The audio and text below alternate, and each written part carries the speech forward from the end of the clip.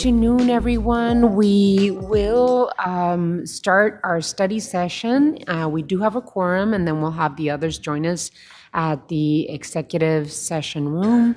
So for the record, Councilman Lee will be participating electronically through Microsoft Teams, and she is there right now. Item 1 is an executive session. Ms. Clerk? Item 1 is noticed as an executive session, water resource developments to alleviate drought in the lower Colorado River Basin and effects on potential amendments to the Water Service Intergovernmental Agreement with the Pascua Yaqui tribe. May I have a motion to move into executive session, please? So moved. Motion and a second. Any further discussion? Hearing none. All those in favor of going into executive session signify by saying aye. Aye. Aye. Aye. Any against? Motion carries. We will be out in 45 minutes to an hour. Thank you.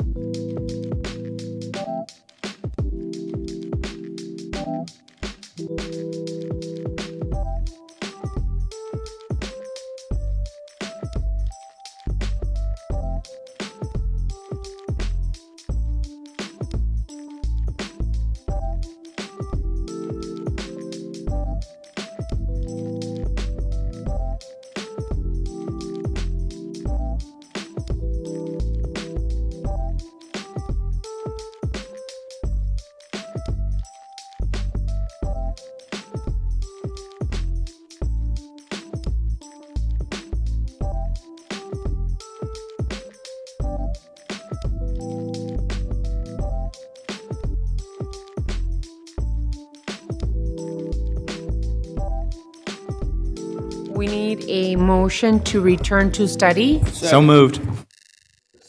I heard a second. Did I hear? Okay, so there is a motion and a second. All those in favor, please signify by saying aye. Aye. Aye. Any against? Motion carries. What is the council's pleasure for item 2? Your Honor, an appropriate motion would be to proceed as discussed in executive session to direct the city manager and the city attorney to negotiate and execute any and all amendments necessary to the Pascua Yaqui Water Services Intergovernmental Agreement to facilitate a settlement of Pascua Yaqui and City of Tucson water rights within the Tucson water service area. Alrighty, so you need a motion? So moved, Mayor. Motion and a second. Any further discussion on this item? Hearing none, all those in favor, please signify by saying aye. Aye. Aye. Any against? Motion carries. Item 3, I don't know if we have the staff and team here. Brandy Champion is coming up and Jason Thorpe. Time has been set aside to provide an update on the efforts to support unsheltered persons and how the city is addressing the concerns expressed by residents and business owners in Tucson.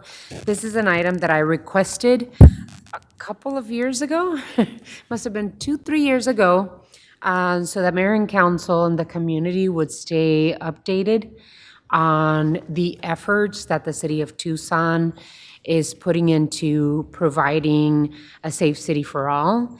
Last week at our Safe City Connect sessions, I joined in person and listened to the residents on what makes them feel safe, especially on our transit system. My priority is for every single person in our city to feel safe in our public spaces. These Safe City Connect sessions are an important piece of communicating with the community, the work that we're doing, and most important, to listen to their input and feedback. I was really proud that also last week, in partnership with Safe City and the Vice Mayor, I requested city staff to create a back-to-school Suntrans Safe Rides to School initiative. I want to thank Jackie Ortiz, policy advisor at my office, for volunteering all that week, other city staff and other volunteers that volunteered to make sure that students and residents got to school safe, that they knew what bus to take, that they were feeling comfortable in our bus system. Thank you as well to our multidisciplinary outreach teams and every volunteer who's working on the ground every day to make our community safe. Last Saturday, I went to a celebration for the multidisciplinary outreach team volunteers. I'm very, very grateful for their work. Without our volunteers, this work would be much slower, and our MDOT volunteers and community volunteers make our community so much safer. I was really happy to hear that since 2021 that we created Housing First, we have permanently housed 1,800 people in our community. I feel that our balanced approach, our holistic approach, and compassion and accountability that we layer over the work that we do have reduced our unsheltered homelessness. I was really happy to look at the material that you included. It seems as though the holistic and layered work that we do for this have reduced unsheltered homelessness by 22%. I mean, the numbers, I was reading the numbers, and I was very happy to see that all of the work that we're doing is showing, is making a difference in our community. And, you know, I'm really happy to see that we are above average as a city when it comes to connecting people to permanent housing and helping them, you know, find a permanent home and sometimes a job and the mental, behavioral help that they need, and, you know, a permanent space for their children to be able to reconnect with them, many of them. So I'm really happy to see the numbers that we have. We did talk about it at the Board of Supervisors in our joint meeting. We are hearing, even at the volunteer appreciation event last Saturday, we are hearing that because of federal government cuts into Medicare and SNAP benefits in terms of food, that it could be very complicated, and it could complicate the strides in terms of the advancement of the work that we're doing here. It really is going to exacerbate the needs of our community, and perhaps add more people that have nowhere to go. So I'm looking forward to the update. Thank you so much for all of the work that you do. I'm very excited about the numbers that you're bringing to us, and hopefully we can work towards making sure that every level of government is doing what they're supposed to do to combat unsheltered homelessness and create a safe city in Tucson. So with that, Mr. Manager. Thank you, Honorable Mayor, members of the council. Joining us for this item are Brandy Champion, our Program Director for Community Safety, and Jason Thorpe, one of our Deputy Directors for Housing and Community Development, and they will be rolling right into the update. I turn it to Brandy. Honorable Mayor, members of the council, I'm happy to provide an update for you today. I'm going to just say a few of our updates, and then I'm going to pass it to Jason so he has plenty of time. Beginning September 1st, community members will be able to use a community storage program that we now have located at Tucson City Court. We have 8 very large lockers that community members can access Monday through Friday, 8 a.m. to 4:30 p.m. To store their items while they're going to court. Other important appointments in the city, it's very near a transit center, one of our major transit centers, so, and they can store those items up to 24 hours.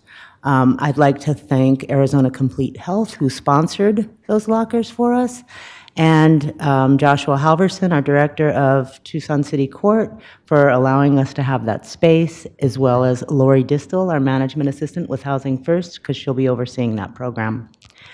Our Parks PACE people, which is Parks Assistance and Community Engagement, I want to give you a brief update about that. They've had 54 engagements in June with 30 encampment reports through the dashboard.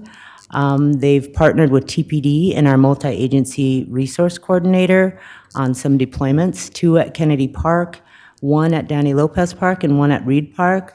We'll continue working really closely with them. Lara, our Director of Parks and Recreation, is in the audience if there's any questions later. And our other Safe City employments continue to progress and connect people directly with shelter, housing navigators, detox, medication-assisted treatment.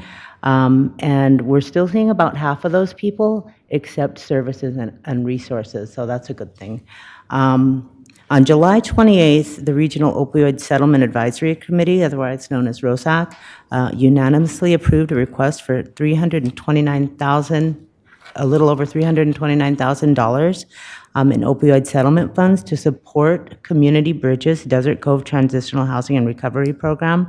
That gives us an additional 4 months of funding.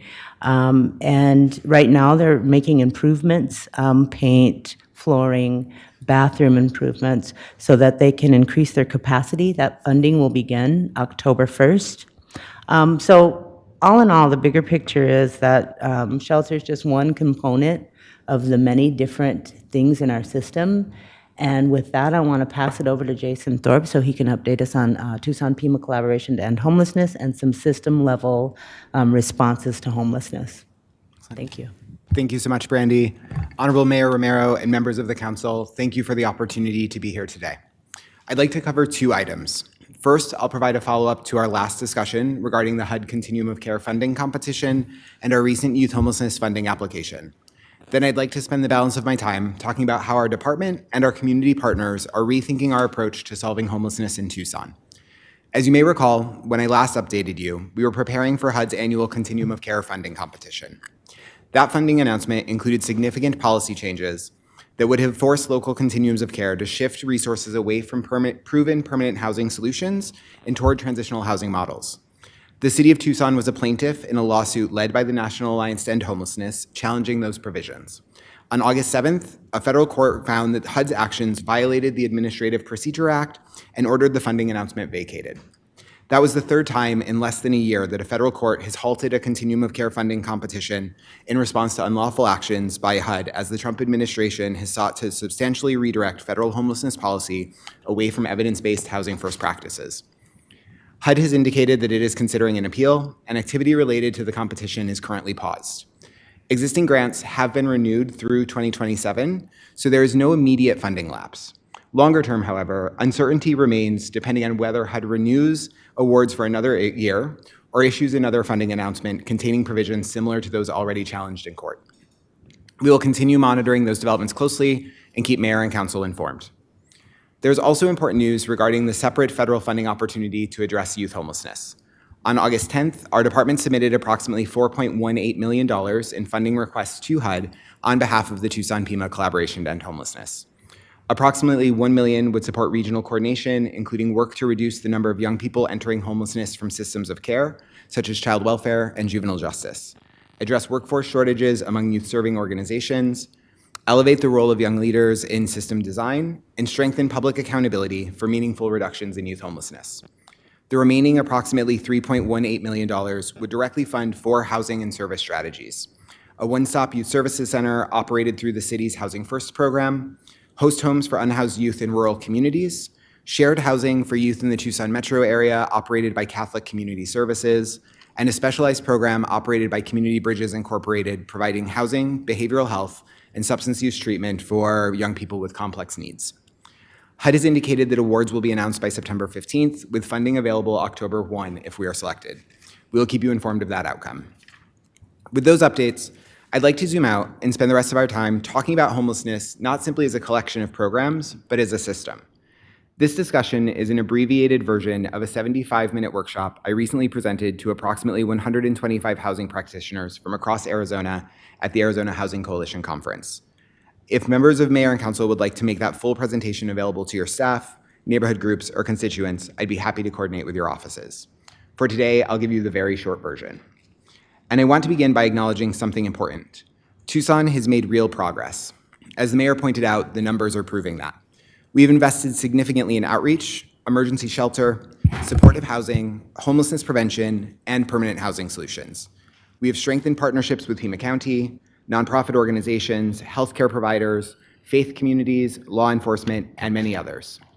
Using the systems approach reflected in the city's Safe City initiative, we are bringing partners together around a coordinated response that addresses public safety and quality of life concerns while simultaneously connecting people experiencing homelessness to shelter, treatment, and housing. And those investments are producing meaningful results. But the next phase of this work requires us to ask a somewhat different question. Instead of simply asking how many people can we serve, we need to refocus on how we can design a community system that actually reduces homelessness over time. One of the simplest ways to understand that distinction is to think about homelessness like water in a bathtub. The water in the tub represents people experiencing homelessness today. The drain represents what we typically think of as the homelessness response system: outreach, shelter, housing navigation, supportive housing, rental assistance, and other interventions that help people leave homelessness. But there's also a faucet. The faucet represents people entering homelessness, sometimes for the first time, and sometimes after previously regaining housing. That inflow is affected by housing costs, eviction, loss of income, behavioral and physical health crises, discharge from hospitals and correctional institutions, domestic violence, family instability, and other pressures. And the math is simple. If people enter homelessness faster than we can help them leave it, homelessness increases, even when individual programs are performing well. Tucson's experience gives us evidence of both sides of that equation. On the outflow side, the city, county, and our nonprofit partners in the Tucson Pima collaboration to end homelessness are seeing measurable results. Since 2022, as the mayor pointed out, Tucson has experienced a 22% reduction in unsheltered homelessness. Returns to homelessness following supportive housing have declined 28%. The percentage of households leaving homeless assistance programs with earned income has increased 21%, while the percentage leaving with income from any source doubled between 2023 and 2025. And today, 48% of households leaving emergency shelter and short-term housing solutions move directly into permanent housing. That's 42% higher than the national average. But perhaps the number that matters the most to me is this, and one that the mayor highlighted. Since launching the city's Housing First initiative in 2021, we have helped approximately 1,800 people obtain permanent housing. Statistics can become abstract, and I just listed several. So let's put that number in human terms.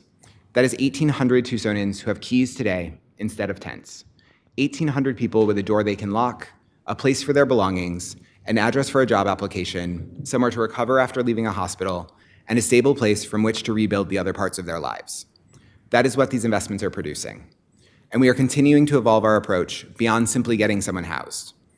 In our Tucson Heart Permanent Supportive Housing Project, we recently implemented a 20-hour-per-week job training program in partnership with a local nonprofit, the How Project.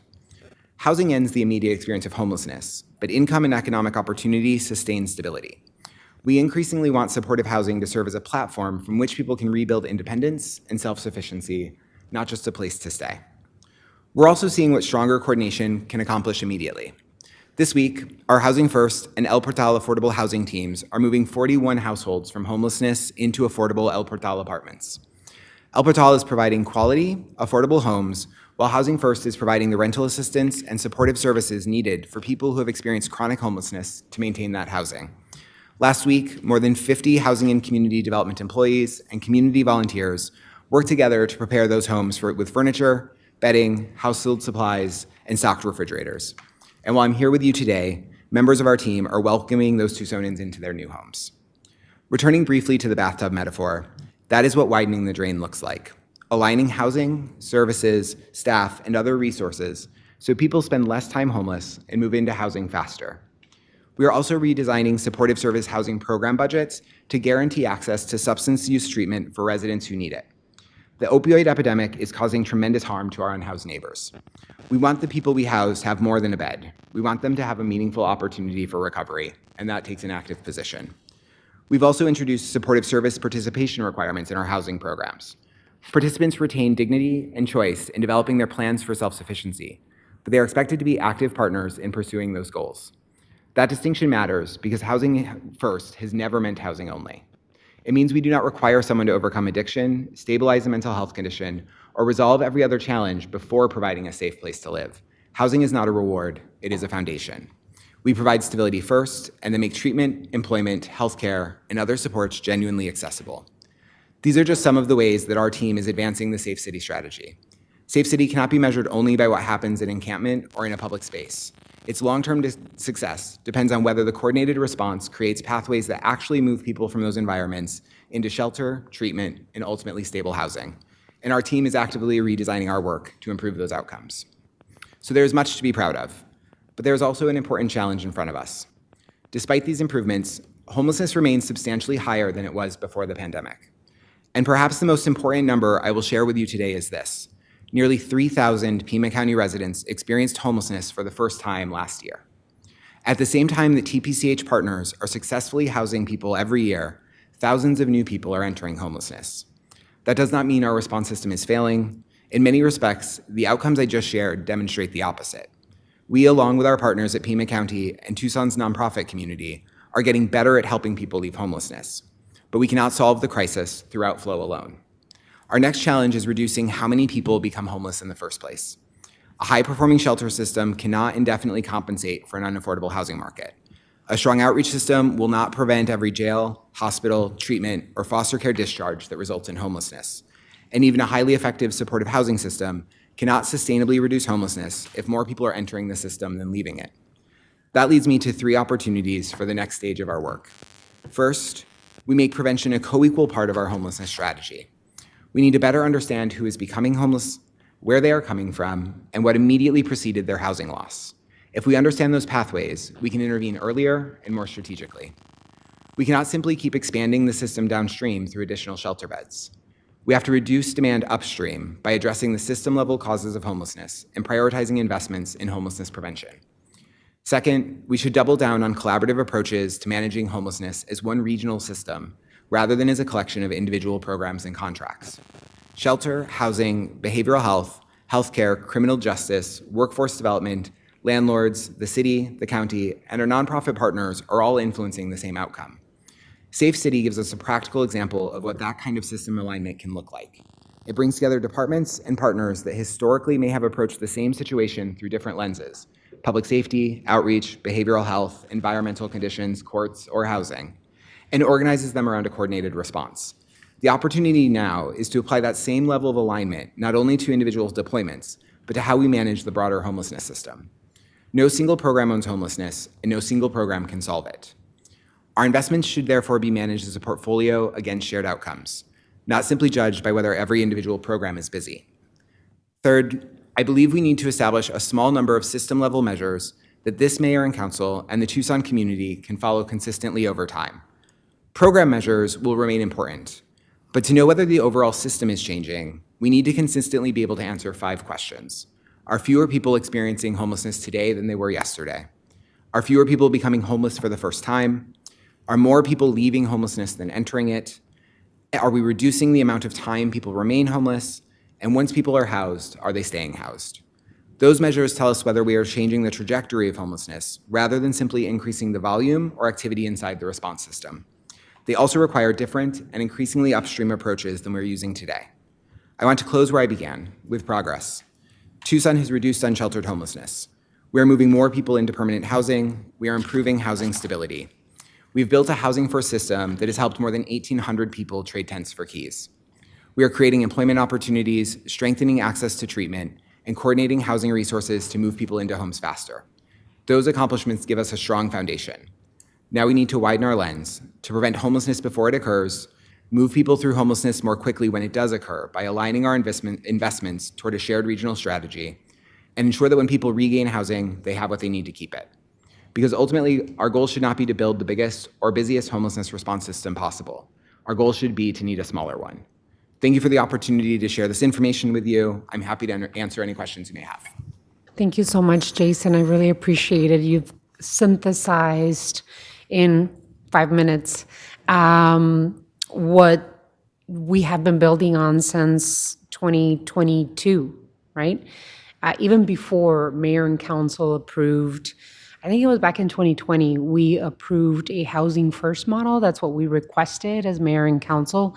And we put it to work immediately in COVID, and that's how we found Brandy, who helped us, was working with OPCS and helped us put our housing, our brand new housing first model that the city of Tucson adopted into practice. And then we saw how effective it was in that 1 year that we tried it. And so we started putting all of the systems together. That's why Safe City is important, right? Because we're bringing down the silos, working together in a coordinated approach with a strategic plan in hand, and piloting, testing, and shifting if we need to, the way that we do the outreach engagement and even accountability in our communities. So I love how you put it. The numbers that you brought us are pretty incredible. You've said some of these numbers, but for me, like this last piece of statistics that you brought us, more than 96% of households exiting permanent supportive housing transition to permanent housing here in Tucson. That's an incredible number. And 1,800 lives that have a place to call home that were previously, like you said, in tents. Now they have their roofs over their head and the stability that they need. Of course, with what you said, which is very important, and I think that's why the Trump administration is changing their notice of intent. Many people confuse housing first with housing only. Housing first is a way to stabilize individuals because you cannot ask a person living in the street to stop their fentanyl use, right? They have no stability. They don't know where they're going next. There's no help for them. And we ask that of them when they're stabilized, when they have a safe bed to sleep in, when they have some warm food, when they have a shower to take a shower in. And so I think that, you know, it's a lot of people, because of whether they don't want to understand or they just don't have the necessary information to understand what housing first means, they are against it. But all of the programming, from community safety, health, and wellness to Housing First, to our MDOT program, all of it working together alongside TPD and Pima County and our nonprofit partners and our city courts, we're all making a difference, and the numbers prove it. I'm glad to hear that we have funding from the federal government into 27.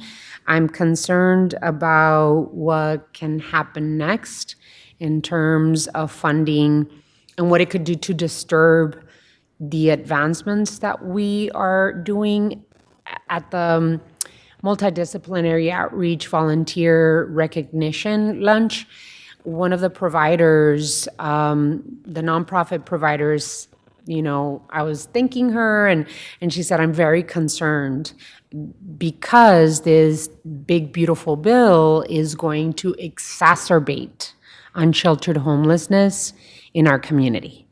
And she said, I don't think people understand what this means to the pressure that it will cause. That prevention piece, preventing people from becoming homeless, is important. And because people will lose their access, because people will lose their food benefits, they're going to find themselves in a place where they cannot afford to stay wherever they are. And so I think that that is something that we have to make sure we're holding hands with Pima County and the state of Arizona to try and find solutions to prevent people from losing their home and seeing more people exacerbate the unsheltered homeless crisis that we see. So good job. Incredible work that you're doing. We can always do more, right? I usually say the programs that we have, the work that we're doing is working. We can always use more money. So this conversation, we kind of had a conversation, up the stream conversation with Pima County Board of Supervisors last week. And I'm just really happy that we're having these conversations with Pima County in order to be able to find solutions for what's coming. Just going to open it up for my colleagues on the council if you all have questions. Vice Mayor, and then Councilmember Dahl. Thank you, Mayor. I don't really have questions. I just wanted to thank our team, Brandy and team, for all of your work. We had the opportunity about 2 weeks ago to take Supervisor Matt Hines and his staff on a tour of Casa del Pueblo, Wildcat Inn, and Star Village. And I think that speaks to how critical it is that we're working regionally together. And I really appreciate your comments about not trying to have the biggest, system to manage our homeless population, but that we're making sure that at every level, like you said, the preventative, the interventions are all in place for us to be successful. So I want to thank you for putting that in front of us. Mayor, I also had the opportunity last week to be in Houston with the National League of Cities. I joined other vice mayors from large cities across the country to discuss our shared challenges, especially around homelessness, and they're all facing, similar landscapes on funding cuts and not having enough housing stock to be able to place people. But I was encouraged, by all the creative ways that they're handling, their challenges, especially they just recently created a 120-bed treatment facility. And so I was really encouraged by the work that we're doing with Desert Cove. Is that the one? With Desert Cove and moving in that direction, because we know that our community needs more than like a 3-day, sobering place. They need extended support. So anywhere between 90 and 120 days that we can get people stabilized is going to go a long way. So again, just thank you all for the work. It just, gotta keep on going. So thank you so much. Councilmember Dahl? Thank you, Mayor. Likewise, thank you for your good work and the work of your colleagues that you're reporting on. We're doing a lot. I'm interested in the community storage program, and it might be too early to answer some of the questions that I have. People don't get a key, right? They check in and check out, and they use their IDs or a photograph or something. Honorable Mayor, Councilmember Dahl, the staff of the city court will be walking the person to the locker, and they're using lockers that we check out to them, locks that we check out to them. And that's the reason. They do have a key then? Yes, Okay. they do have a key. And actually, we'll be closing and opening those lockers for them, just so that we don't go through locks at a crazy rate. And actually, we're getting some quotes right now to make digital locks, because Arizona Complete Health is interested in what the cost would be and possibly funding digital locks for those lockers, retrofit them and get them in. And they love the fact that it's at our courthouse, because there's a judicial type of attachment, and so they love that. So I'd love to see if this is a successful pilot, it go to other places. And I think this would be a matter for the collaboration, because maybe associated with libraries, cooling centers, places where people I've talked to on the street, making sure their items are safe is a constant concern, and it means people are traveling around with lots of stuff. I love the Safe City deployments. From this report, it looks like there was 2 in June and 1 in July. Maybe there was another one in July. Are we doing about 2 a month? I believe that's the case, Councilmember. I believe that Justin is handling those with TPD and parks. So I believe that's So the if case. it's evenly distributed, I'm not one in favor of evenly distributing among wards, because I want more in my ward, because there's more problems there. But it means one every 3 months in my ward, and I think there's a greater need, and it's such a successful program. I don't know how we ramp it up, but I'd be in favor of looking at possibilities for that, because it seems to be good and doing what we intended to do. Again, thank you. I just wanted to add to the Safe City deployments. Looks like we had 3 in June and July, 3 deployments in June and July. And I think one of the most important pieces of information about those deployments is that, and I've been to them, and I want to go again after summer. But it's really wonderful to see video alternative to jail there, but also nonprofit partners, Pima County there. It really is, people are surrounded by resources that they can tap into. And because of the Safe City deployments and because of Safe City, we switched, right? We pivoted how we were doing this type of work. We had correct me if I'm wrong, Brandy, a 10% acceptance rate by providing only housing first navigators. We switched to, I think this past month, it was 52.24% acceptance rate. Connecting people to either Safer Center or our housing first options in the city. The resources are there and the support systems working with each other with some accountability there as well has really changed that percentage of acceptance rate. So thank you so much to the team. Councilmember Barajas. Thank you, Mayor.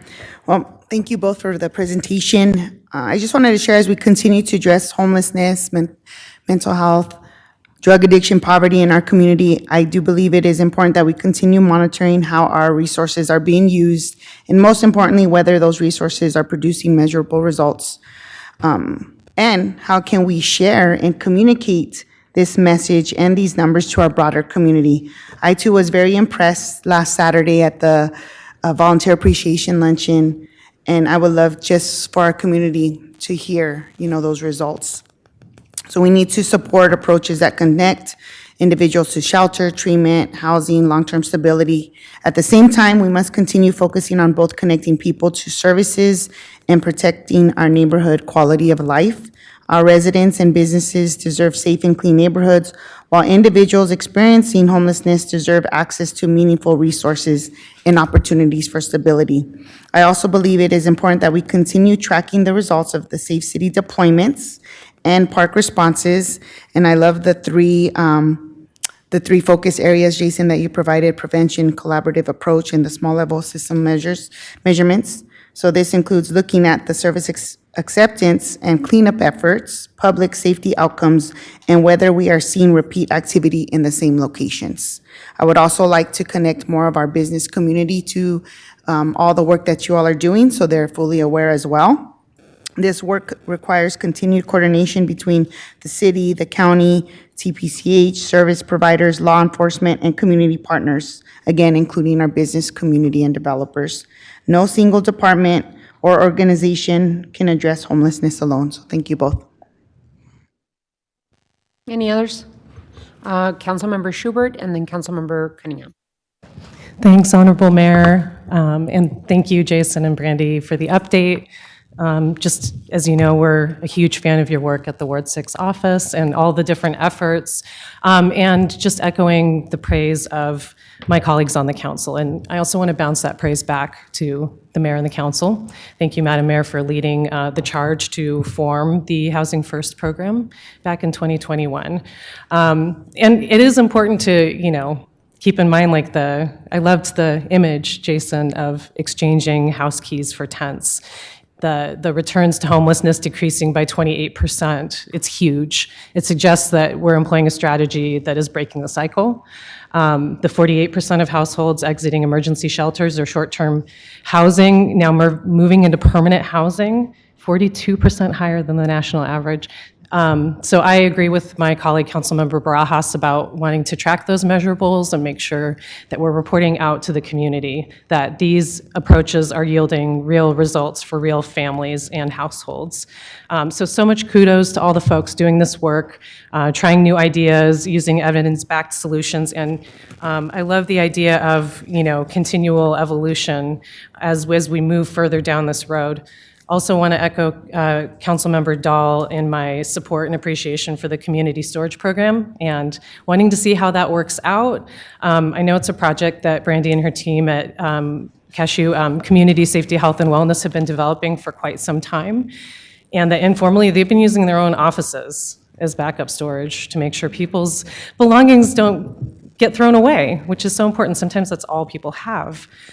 So yeah, it would be great if we could consider replicating it in other areas of the city in the future. And then just in the spirit of, continual iterative improvement, thinking about the 22% reduction in unsheltered homelessness since 2022, our outcomes are strong, and also the memo points to a significant gap that we need to talk about. Our 2025 point-in-time count still identified 1,269 people living unsheltered. And when Safe City teams conduct deployments, we're finding that about half of the people contacted are willing to accept some kind of service. Love the increase in the service acceptance rates. But my question is this: when someone says yes, do we actually have somewhere appropriate for them to go that night? And if more people start saying yes, which I think they will, do we have places in our system for them too? I think we need to focus much more intentionally on the space between the street and permanent housing. Permanent housing must remain the ultimate goal, but permanent supportive housing takes time to build, and people need somewhere safe and dignified to live while we're working toward that goal. We already have a small version of this with Star Village, but we know that the capacity is just 25 people. I would like us to seriously explore expanding safe sleeping sites, emergency micro-shelter communities, safe parking, non-congregate shelter, and other low-barrier options that can accommodate partners, pets, and belongings, which this memo itself identifies as barriers to accepting shelter. We've declared a housing emergency, thanks to the leadership of this mayor and council, but we have yet to see it put to active use. We have groups working on emergency shelters that are dignified, safe, and aesthetically pleasing, but we have yet to identify places to deploy them in meaningful numbers. If we're gonna tell people they can't continue sleeping in a park, wash, or sidewalk, I want us to be able to say, you can't stay here, but we have a safe place for you to go, not simply, you have to leave. So I'd like staff to help us understand what I would call our placement gap. How many people are willing to come inside? How many appropriate placements do we actually have available on any given night? And what would it cost us? What would it cost us to substantially close that gap? Because if outreach is working and people are saying yes, then I think our responsibility is to make sure there's somewhere for them to say yes to. Thank you so much. Those are wonderful questions, and we have been wondering about who's taking the opportunity that we, the mayor and council, have given through the housing and homeless emergency that we passed. We've made it easier to build shelters and safe outdoor sleeping sites. I just wonder if you hear of, or if you're hearing of any organization that wants to take advantage of those land use codes that we've flexed in order to do that? Mayor, if I could just jump in, I'm curious if PDSD and perhaps our housing department could hold a public session of what that emergency means and invite some of our nonprofit faith groups and other people interested. I think part of the purpose of creating that emergency was to make it easier for other people, other organizations to step up, because we have limited resources and we're at capacity with what we can do or have funding to do, but that we want to help educate our community partners that might be willing to step up and fill that gap. And I don't know if you've heard of any groups out there that are interested in using our homeless and housing emergency in that way. Thank you, Mayor, and thank you for that suggestion, Vice Mayor. I think that's something we can absolutely talk with PDSD about and could make a lot of sense. We've heard informal conversations. I'm aware of that. I need to check with PDSD and with some of the colleagues in our department to know if there are any organizations that are actively working it as opposed to kind of discussing. I do want to make Mayor and Council aware, and I think something also we could be highlighting in a community session, is that in housing and community development, we have set aside a small allocation of remaining framework funds to be able to provide limited financial support for a couple of the next pilot sites of safe outdoor sleeping to try to incentivize that engagement and provide. We're looking at about $25,000 for 2 to 3 sites is what we've budgeted for next year. If there are organizations that are willing, understanding that that initial setup can be cost prohibitive. So. All righty, thank you. We've run out of time, but I did want to make sure that Councilmember Cunningham jump in here. Just a quick question on a few things. We've redone permanent housing for 1,800 people or households. People. So do we have a number of households that's affected? I do not have it off the top of my head, but I'm happy to pull it. Okay. And I will share that with you. So I just wanted to, number of households that were, and that's from the streets? Those, That's Tents to Keys? Great question. So those are folks who have received permanent housing, either who've gone through our shelters and been moved on to permanent housing, either with us or through a community referral through the continuum of care or something like that. So does Folks that we're providing supportive housing to directly through our supportive housing programs here at the city, or who have gone through our street outreach programs. So it could be post-eviction, where they went from eviction to shelter and then went. Yes, that is They absolutely. also did that, okay. First of all, the post-eviction piece is actually really cutting edge. Tucson's robust approach to post-eviction has really turned some heads. We have to ask ourselves realistically how people would respond how people would react or respond if we asked the question, have we responded to this crisis satisfactorily? And what I'll tell you is that the work we've done is outstanding, but we're under-resourced, and we are undertaking a Herculean task with so many different factors in it. So I thank you for the presentation, but from a visibility standpoint, we've got a long way to go. We really do, and we have to think about those things. One of the pieces that we talked about early on in this process was to be able to offer detox to anyone who wants it at an immediate basis. And I think between what we have at CRC and SAPER, we're able to do that. But even if we get them through detox, the question is whether we have enough time through detox to get them into RTC, which we usually don't. And I think that's where our big gap is. And then we also have folks that are leaving detox on the first day. I mean, let's be honest, we are. I mean, we're getting a lot of people who hit that moment of clarity. We get them into detox and they get about 16 hours in. The Jones is real and we're losing folks. And we're not really fighting this unsheltered piece. I mean, we are unsheltered homelessness housing. We're fighting that, but we're also fighting an addiction crisis that's just, it's Herculean to think about it. And when we marry the two, which a lot of people do, you end up talking about two things that are symbiotic, but they're separate things. Housing is one piece, but addiction is another piece.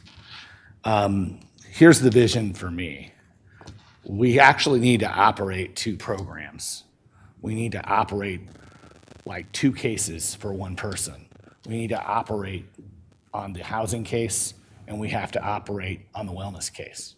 And the wellness case is different for each person, whether or not they're within addiction, or whether or not they're a trauma victim, or whether or not there are mental health and untreated mental health symptoms that are going on. But if they're polysubstance, we have to have a rapid response for polysubstance where we can go boom, boom, boom. But in line with our housing first values, what we're doing at Desert Cove may get us partly there, but I think we want to get to a point where we have 100 beds that have a 10-day limit that are low barrier, that anybody can get. And the reason it's 10 days is because we know that everybody on day 10 is leaving, and we know that every morning we wake up, we have 10 beds. And if we have that available, if every worker knows we have 10 beds to work off of every morning, that street referral, those are those street referrals where they're housed.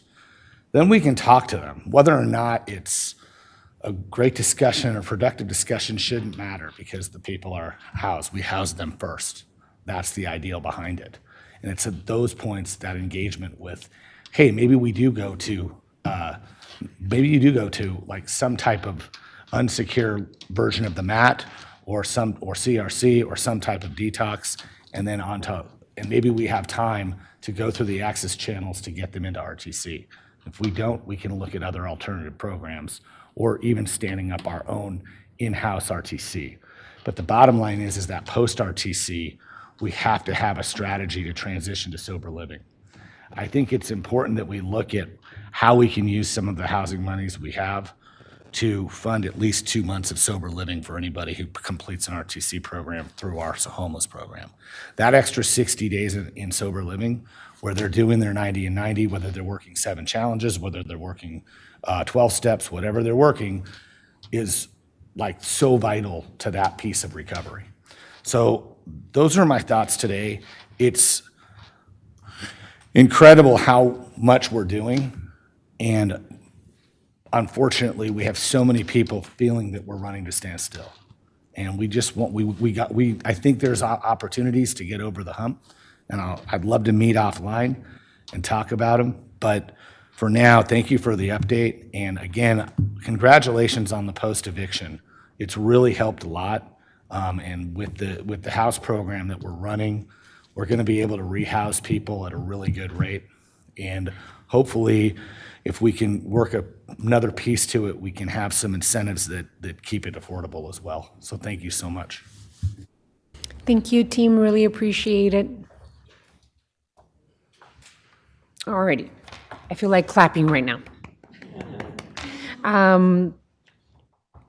The item 4, time has been set aside for mayor and council direction regarding approval of an incentive request. Mr. Manager. Thank you, Honorable Mayor and members of the council. This is another step along the journey for this particular proposal for the Tucson Inn LLC, located in Ward 6. Joining us here is our Chief Economic Development Officer, Mike Chakowski, to take you through today's item, and we do seek your direction to proceed on this item at the conclusion. Correct. Thank you, Mr. Manager. Good afternoon, Mayor Romero, members of council. Thank you for your time today as we consider the site-specific sales tax incentive with Tucson Inn LLC. The general terms of this incentive are reimbursement of city sales tax capped at the 2% rate and hotel tax to offset eligible on or off-site public improvements, permit and impact fees, and/or workforce training, or any combination of these. Today, we were reviewing the findings of the third-party economic analysis, of which you all have a copy of those materials, and to determine the projected revenues and impact of this development.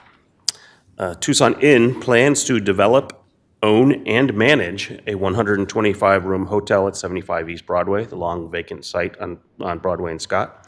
There will be 3,920 square feet for a restaurant and bar in the lobby, 12,780 square feet approximately of a rooftop deck and restaurant, 4,755 square feet for ground floor retail, and 11,700 square feet for alley retail and public space, activating that space there.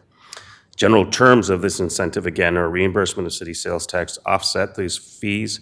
No reimbursement shall be made, this is very key, until they build what they say they're going to build, and they do all of the eligible reimbursable items to determine the actual impacts of the project. Final value is obviously the lesser value of all of these numbers. Per Mayor and Council direction, June 9th, 2026, we did do the third-party economic analysis. One of the, again, nice things that I really want to stress about this is the development and activation of that alley space, really creating a great public amenity in our downtown community for pedestrian, for people, for buskers, for whatever we may want to see to activate that space. Over 5 years after opening, the project could generate an estimated $5.9 million in net city sales tax and property tax, $3.6 million to the state, a portion of which would be returned to the city through state shared revenue, $2.9 million to the county and school districts in the form of property taxes. And in current vacant condition, the property does generate no revenue as it is currently owned by Pima County and exempt from all property taxes. Projected value of the incentive, again, $2 million over 5 years, capped at 45% of all of those sales tax actually collected, averaging $400,000 per year, not to exceed that amount per year. The city would net a projected $15.2 million over that same time frame. I apologize, that's an incorrect number. Ignore that number that I just said to you. The developer has requested the term to go beyond 5 years in the event we have an economic downturn or something happens that impacts occupancy over time, and we have a healthy conversation determining what the value of that is. And they have requested an additional 3 years, of which we are recommending 30% value cap on the sales tax over that time frame. I will stress that the economic analysis is very strong and does anticipate hitting that close to $2 million number by year 4. So if everything goes as is, should be, we should be very strong on this economic analysis on this project. Direction today, as Mr. Manager has suggested, is requested to formalize that development agreement and bring that back to Mayor and Council for final consideration. And the next steps on this, just as an FYI, would be a notice of intent. That would be on a Mayor and Council meeting. Notice of intent statutorily required that we are entering into a sales tax agreement and providing the final findings of that economic analysis. And then presenting that along with a certificate of occupancy determines the final outcome of the project. Happy to answer any questions you have. I do have Irene Altucker here with Obi Companies and Carrie Sylvan representing them if there's any questions for the development team. Well, before I send it over to Councilmember Schubert, because this is in Ward 6, I just wanted to talk about how excited I am that this particular piece of property, 75, East Broadway, is moving from a vacant county-owned property to a proposal that converts that vacant property into revenue-generating development and livens up an area of our downtown that for many years we've seen that particular piece of property vacant. The incentive is performance-based and generated by the project itself. So if they're not generating the enough funds to be able to receive that incentive back, then Tucson would not reimburse the eligible taxes if it's not producing that amount. So very excited, very happy that this will bring a beautiful family-owned lodging experience, restaurants, retail meeting spaces, public spaces into our downtown. I'm really happy to see that this particular development makes so much economic sense to our community, and looking forward to continuing in the process of making sure that this development happens in our city. So thank you so much. Thank you, Irene, and to the OB family for really taking this project and investing in the city of Tucson. So with that, Councilmember Schubert. Thank you, Madam Mayor, members of the council, and thanks, Mike, for the presentation. As I've said previously, I'm generally cautious about using public incentives for private development, and I definitely think it's important that we evaluate each proposal based on the public return it provides. In this case, the economic analysis is encouraging. We're looking at an estimated 190 direct construction jobs, 163 full-time equivalent jobs once the project is operating, and approximately $5.9 million in direct city revenue over the first 5 years against an estimated $2 million incentive. I'm also encouraged by what this project could bring to this part of downtown. I can see it all in my mind. It turns a vacant parcel into a mix of lodging, retail, restaurants, and public gathering spaces that can generate pedestrian activity through the day and evening and build on our investments in transit and in a more walkable downtown. I've appreciated our conversations with the development team about incorporating local vendors, community events and music, the buskers, love it, creating strong connections to the streetcar and surrounding districts, and ensuring opportunities for union labor. I hope those conversations continue as the project moves forward. And with that, I'd like to move that staff return with the development agreement formalizing the site-specific sales tax incentive for the Tucson Inn and Marketplace project. Second. Thank you. So there's a motion and a second. Any further discussion on this item? Well done, well done. Thank you so much. Really appreciate this project and looking forward to continued partnership. I do want to give kudos where kudos are deserved. Rio Nuevo and Pima County are also participating in this work. And, for me, the combination of all of our work together to be able to bring significant private capital investments, new jobs, economic vitality, activation of a vacant downtown property, additional support to surrounding businesses is something that we can do together. And this particular project, it is a combination of the partnership of all of us. So thanks to Rio Nuevo and Pima County for participating in this development. Thank you all. And we have to do the vote. So there's a motion and a second. All those in favor of the motion, please indicate by saying aye. Aye. Aye. Any against? Motion carries. Thank you all so much. Thank you, Mike.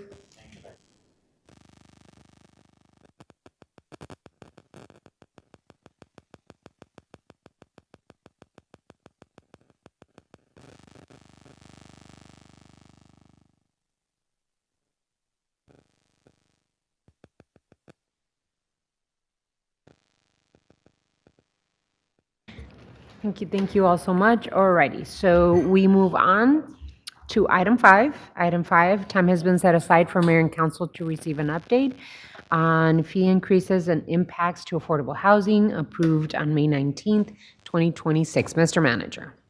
Thank you, Honorable Mayor and members of the council. Joining us here are Director of Transportation and Mobility, right? That's right. Okay, that's Sam Last I Credio checked. there. And Planning and Development Services Department, Corin Manning.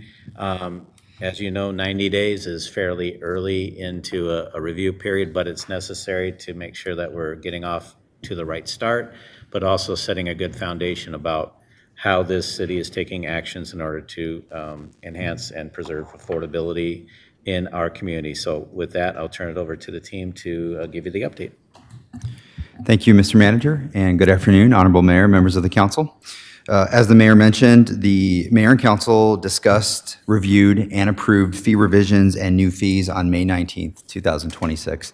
At that time, you all directed staff to return in 90 days with an analysis and update on how the new fees and the fee increases might impact our ability to develop and build affordable housing in the city of Tucson.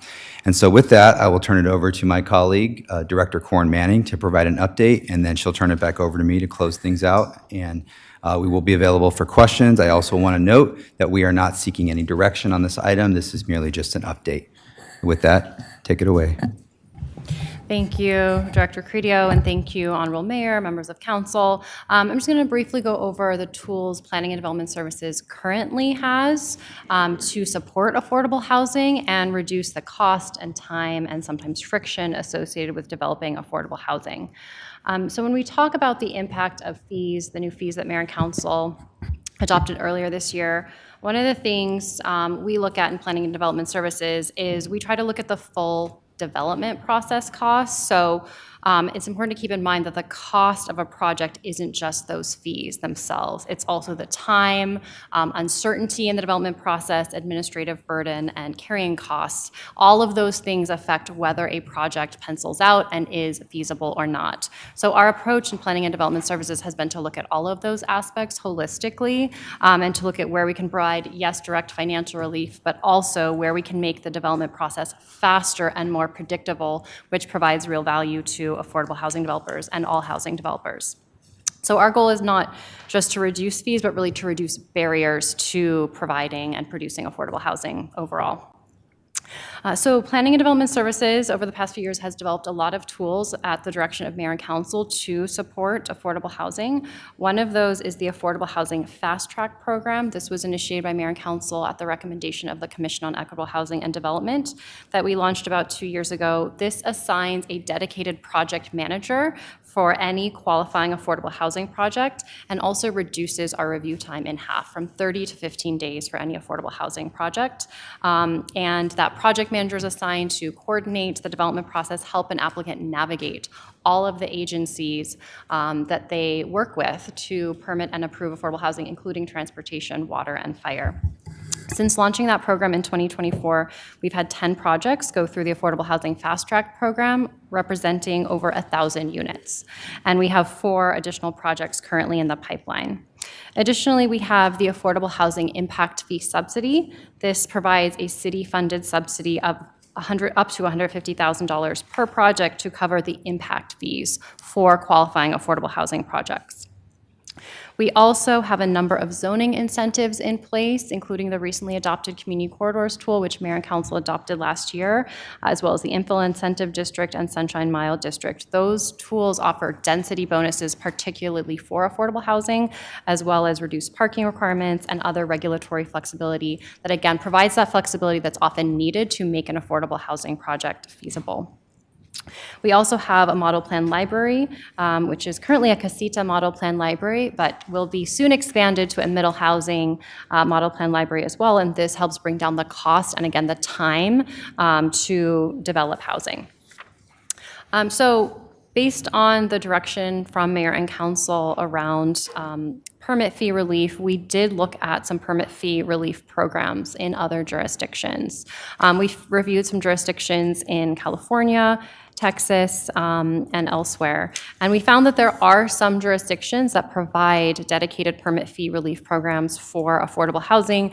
Those tend to vary widely from what we saw in structure, the eligibility in terms of affordable housing eligibility, and how those are funded. The only example in Arizona that we found is in Flagstaff, where they do have a formal permit fee relief program. However, they're currently restructuring that program to better align with their affordable housing goals. What we found is that most of those programs do rely on a general fund reimbursement to reimburse and offset the department for that foregone revenue, consistent with our impact fee model that's existing, so that we are still covering that cost of service for reviewing, permitting, and inspecting affordable housing.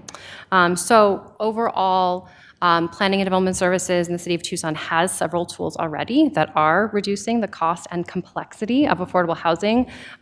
Particularly the Affordable Housing Fast Track program has shown a lot of success initially, and we are continually looking for more opportunities to improve those programs and adopt new tools. So we will continue over the next year to implement our ongoing process improvements, monitor our capacity internally for these programs, and then further evaluate the impact of these new fees over a longer time frame and report back to Mayor and Council in 1 year. Thank you, Corin. And on the Department of Transportation and Mobility side, as you recall, the right-of-way fees were increased in concert with the cost of service study that was included with that process. We also introduced 2 new fees, a loss of use fee and loss of value fees. As a reminder, those are being phased in, with the first year being 33% of the full cost. We are waiving those fees for city projects, and also want to remind you that we did commit to providing a full 1-year update to the mayor and council after fee implementation. So you will be hearing from us again after that first year, so we can report back on the performance of those, particularly those 2 new fees. And lastly, I'll just mention that we also committed to using the loss of use fee revenue to fund a new small business support program, and we'll be returning back to you in September to talk more about that program. And with that, Mayor, we are happy to answer any questions. We're also joined by our colleagues, Director Ann Shineka and Deputy Director Jen Toothaker, if they need to assist with question answering. Thank you very much. Thank you, Sam. Thank you, Corin, for the update.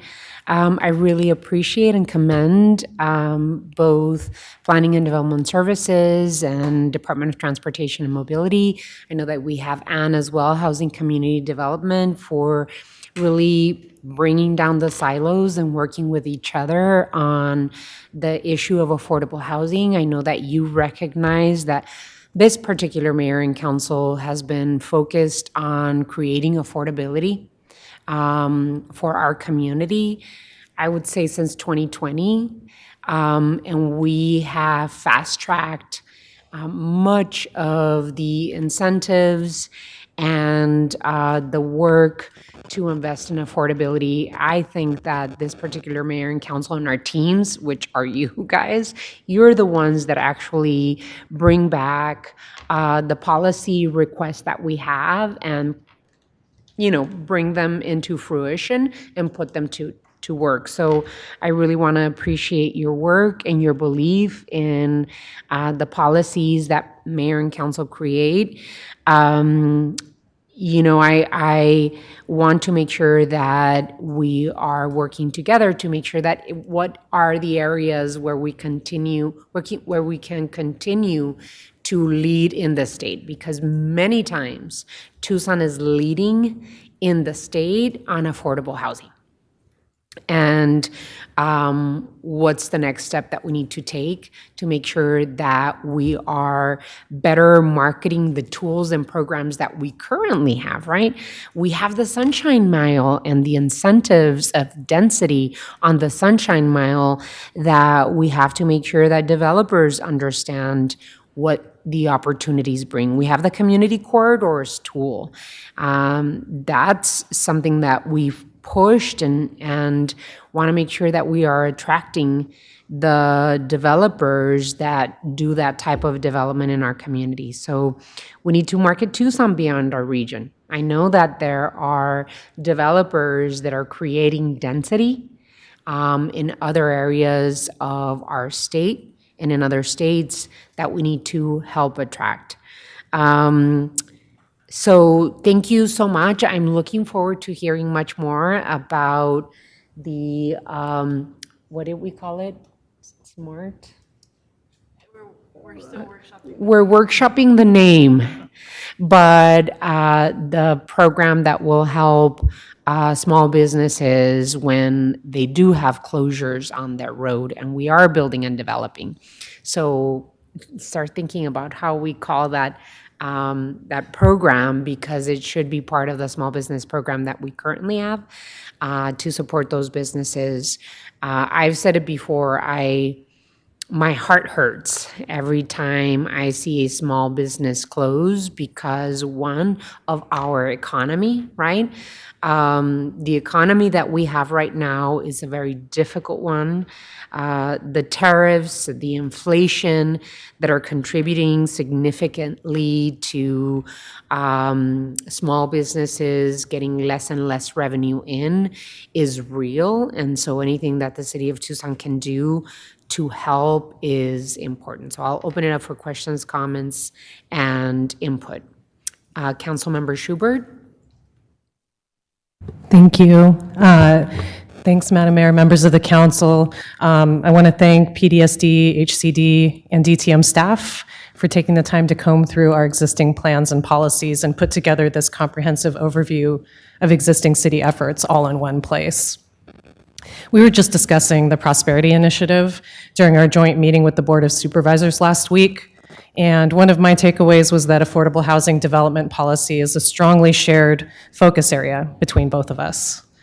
This research further highlights how many large and small improvements we've taken as a city to operationalize and refine our commitment to affordable housing development.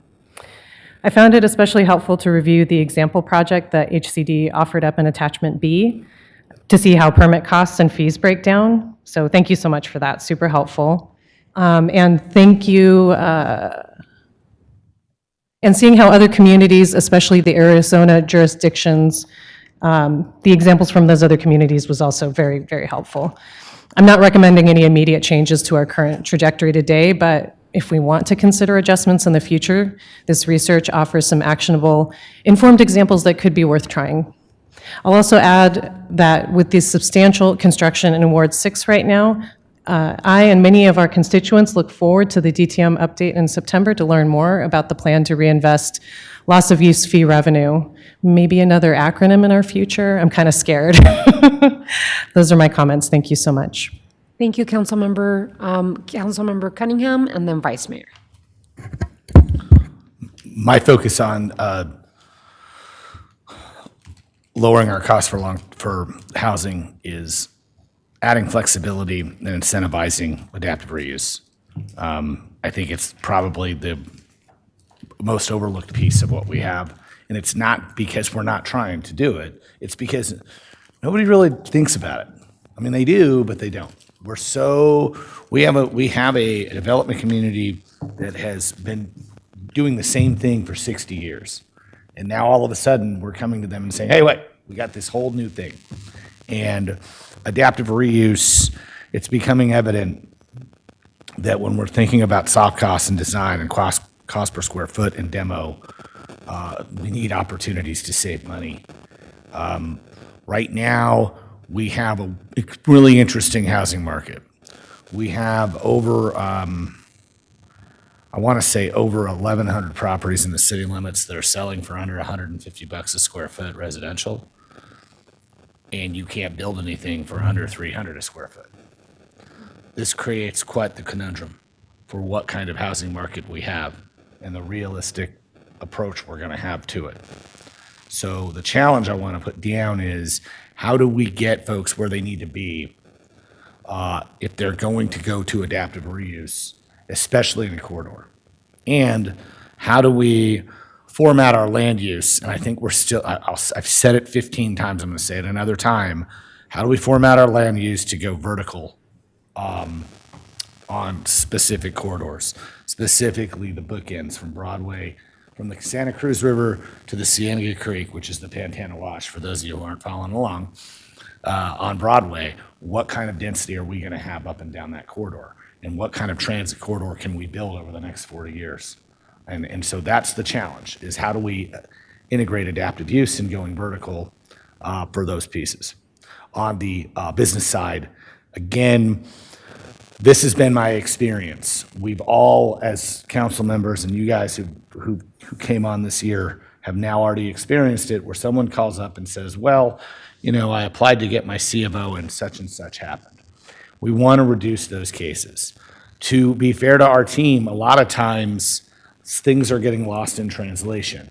We have situations where the owner of the business is calling the council office and the contractor's relaying information to the owner of the business. And the inspector is giving the information to the contractor, to the architect or draftsman or whoever it is. And by the time you go from the council office to what the inspector said, a lot of things are lost in translation. We've got to figure out a way in which the ward office and the inspector are speaking before. Even if we can set up a system in where we have if we have an inspector going out to a site that's new, a new one, at least the ward office is somehow in the loop. So we're not getting into those discussions. I think that's one of the pieces that's been going on for 10 or 12 years, but I didn't figure out about the lost in translation piece until we talked last year about when we had that kid at the card store. And he got recommendations from his contractor, which weren't necessarily what the inspector said. He didn't necessarily need an entire brand-new air conditioning system. But we got into that and this like DEQ issue we had, which was consistent on the air quality issue that we had, where everyone was being told you need an entire new air system because of one DEQ change. So I'm looking at those details and saying, this is where we can go. And anyway, thanks for letting me ramble a little bit. I just wanted to make sure we think about that C of O process and trying to get people moved in. I think it was 90 days or 60 days when we first started. We want to keep that standard. Vice Mayor? Yeah, thank you, Mayor. I also can't believe it's been 90 days already, so time's moving really quickly. I'm glad to see this frame beyond the fee relief, but as a process improvement and reducing permitting timelines, because we know all those costs add up over time. I am looking forward to the small business relief fund that's being developed. I know that's one of the biggest complaints and strains that our small businesses are feeling right now during any kind of construction. So looking forward to that. And yeah, just going back to our prosperity initiative, that housing stability is one of the 4 pillars for people trying to break the cycle of generational poverty.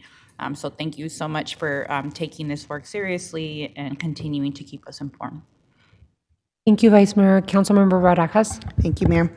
Well, thank you all for that presentation, PDSD, HCD, and DTM. To piggyback on the loss in translation piece, I'm very intrigued to see how we're going to engage with the property owners, tenant owned and the folks leasing the actual building. It's been really eye-opening for us at Ward 5 when we're doing our lunch meetups and connecting with a lot of these business owners. Some own their property, some don't, but they've been around for many generations. They're considered legacy business owners. But I had mentioned this last week at the joint session that a lot of them might not be able to navigate technology as swiftly. So I do want to make sure that we're thinking about that when we do lay out this small business relief fund and, getting folks in the room to do more, I guess, office hours type engagement, really robust engagement, and thinking of, Spanish language as well with a lot of these business owners. And then, I think this could also, because we are still relatively new, almost like an opportunity to relaunch and reintroduce a lot of these amazing programs that the city offers that, that's been around prior to us being on council, and an opportunity to engage with residents, business owners, developers, because, this would be a good opportunity to reintroduce all these programs and how we could also better serve. So thank you. Any others? I just wanted to have some parting words.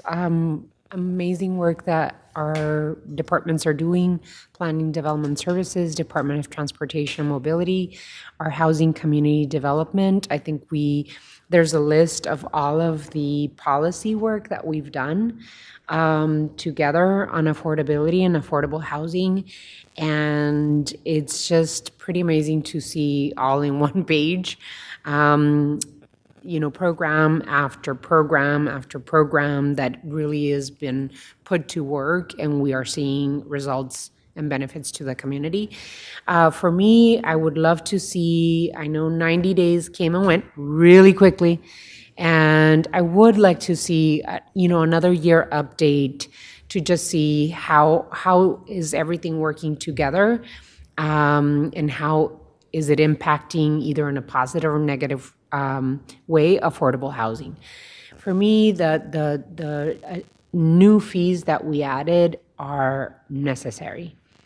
Most importantly, I think, and I've said this before to Director Manning, the City of Tucson needs to be the Planning and Development Services Department that is the fastest in the region. And so I think as important is how are we improving in how we expedite those permits and certificates of occupancy and help the development community, especially the small businesses that really are not experts in development and how to get things done. So small business program is an important piece of how we work with the small business community and planning and development services. But speed is I've heard many times people say, it's okay, I can pay the permits as long as I get my doors open so that I can start selling my product as soon as possible. That helps. So speed to me is equally important. Thank you so much, really appreciate it.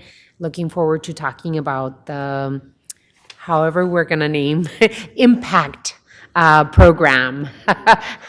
we were like workshopping some names, but looking forward to hearing about that. Thank you.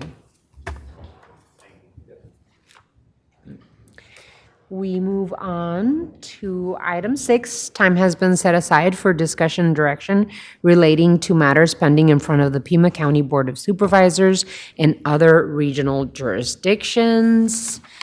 Mr. Manager. Thank you, Honorable Mayor and members of the council. For this particular item, we do have Stephanie Zamora here to talk about Pima County and other jurisdictions, and then we'll reset as we go into the state and national update here in just a moment. But without further ado, Stephanie, please take us through. Thank you, Mr. Manager. Good afternoon, Honorable Mayor and members of the council. The report submitted to the record highlighted recent actions by the Pima County Board of Supervisors.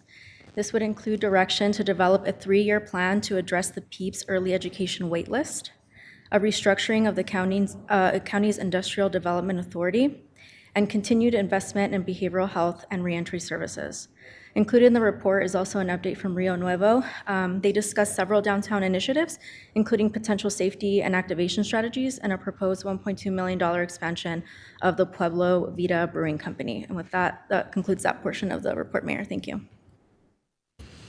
I wanted to add that last week we had a City of Tucson Mayor and Council and a Pima County Board of Supervisors meeting. And I wanted to thank Chair Allen, all of the board members, my colleagues on the council, our city, county, and community coalition for prosperity teams, and all of the work that our clerks' offices do to make sure that we have a well-organized meeting and a productive conversation. So as you all are aware, the discussion focused on the Prosperity Initiative, why our joint efforts matter in breaking the cycles of poverty in our community. I think we heard strong alignment. Maybe you guys heard something different, but I think we heard strong alignment around investing upstream in young people and families, strengthening early childhood education, after-school programming, youth employment opportunities, housing and economic opportunity, and small business investments. At the city, we have been working to put that approach into practice by bringing our economic development, climate action, equity, cultural affairs, and prosperity efforts together into one Office of Community and Economic Impact, while advancing investments in housing, transit, and climate resilience that support families and economic mobility. Most importantly, we identified opportunities to turn that shared vision into action. That includes exploring continued investments in after-school programming, bringing school districts into the conversation of the Prosperity Initiative, small businesses and other regional partners to work directly with the Prosperity Initiative, and continuing to use the Community Coalition for Prosperity to connect our efforts to the rest of the region. So it also includes investments that support workers and working families, transit investments, options for shelter, treatment, and affordable housing, and other items. So we gave the homework of both Jan Lesher, the county administrator, Tim Tamura, our city manager, to put these thoughts together. And we did talk about what we're doing and what are the gaps. And I think we identified some pieces that we definitely can work together. Youth employment and youth investment and prevention, crime prevention, intervention. And then we also talked about small business and how we could hold hands between the county and the city in not replicating, but actually working together in the small business space to help our small businesses here in our region. I look forward to continuing this partnership and building continuous momentum on the Prosperity Initiative and on the work that we have been doing with opioid settlement funds, as well as unsheltered homelessness and behavioral health issues in our community. So some of you were there, and if you want to add anything to that, I would be more than happy to oblige sometime. Okay, go ahead, Stephanie. Honorable Mayor, as we transition into item 7 and the state and national updates, you'll note that Laura Dent is not with us today. That's because of illness, but there's also news about Laura Dent that I think you're all becoming aware of. So before we turn to the legislative update, we want to acknowledge that Laura Dent, our federal and state relations manager, has accepted to move on to another opportunity. So we're actually really happy for her. This is a great fit with her and her personal goals. And in this not quite a year, she actually did quite a bit for us, and she served us exceptionally well in this past year. So while she's not able to be here today, we do expect her to make the journey up north and join us at the League of Arizona Cities and Towns. So we'll have a chance to have a victory lap with her up there, and thank her very deeply for her connection to Tucson and her service to us. She's made an impact, and we wish her very well. Laura's last day with the city will be August 28th, so this would have been her last meeting, but we'll see her again. So with that, I have asked Stephanie to not just give today's update, but I've asked Stephanie to fulfill the role indefinitely as we transition from Laura's tenure into what lies next for intergovernmental relations. So congratulations, thank you, and it's up to you now. Great. Thank you, Mr. Manager, Honorable Mayor, and members of the council. I'd also like to take the time to thank Laura for her leadership. I learned so much from her. She is such an accomplished professional, and she will definitely be missed here as a colleague. But turning to the federal legislative update, Congress remains in August recess and will return in September with a short window before the midterm elections. The most immediate issue will be keeping the federal government funded beyond September 30th. The Senate passed a bipartisan continuing resolution through December 11, but the House still needs to act when it returns. Importantly for Tucson, the Senate passed CR would also temporarily block the Office of Management and Budget's proposed changes to federal grant rules and extend federal highway and transit programs through December 11. We are also closely following negotiations on the Water Resources Development Act and the Surface Transportation Reauthorization Bill. And at the state level, as the manager mentioned, the League of Arizona Cities and Towns Conference is this week. It will be hosted in Phoenix at the Arizona Biltmore. And I want to acknowledge Mayor Romero, Councilmember Cunningham, Councilmember Barajas, Councilmember Schubert, and Manager Tomier for attending the conference and for representing the city of Tucson. And we would also like to thank several staff leaders for contributing to the conference. Tucson Fire Chief Sharon McDonough, PDSD Director Corin Manning, and Tucson Water Director John Kamik will all serve on panels to educate cities across the state on how Tucson is leading on public safety call dispatching, innovative housing and zoning tools, and diversifying our water resources. And with that, Honorable Mayor, that concludes the report. Thank you. Any questions, comments, observations? All righty. Well, thank you so much, Stephanie. Really appreciate it. Thank you. You're going too, right? Alrighty, so that was item 7. We move on to item 8. Does anyone have any items to remove from the consent agenda for today's regular meeting? Councilmember Schubert. Yes, Madam Mayor, I would like to remove items 7I and 7N from consent. Councilwoman Lee. Yeah, Mayor, item N as well. I will be abstaining from that vote and recused myself from all of the conversations around this topic. Okay. That's item N. M. Okay. And then Vice Mayor? Yeah, I'd like to also remove consent agenda item L. And then Councilmember Cunningham? L and N. I and N were removed, and then we've added L. So I, N, and L.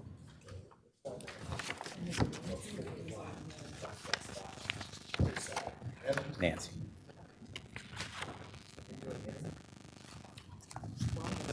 So you're pulling M. I think you wanted to speak about Ridgeside. No, I mean, well, we. Done. Anything else? Alrighty. We got it though, right? I think so. So I have ILMN. Okay, perfect. And so we move on to item 9. Does anyone have any items for future agendas? Seeing none, study session is adjourned. And since we are adjourning at 4, we can see each other yet right at 5:30 when we are supposed to start council meeting. Thank you so much. We'll see you in a bit. I do.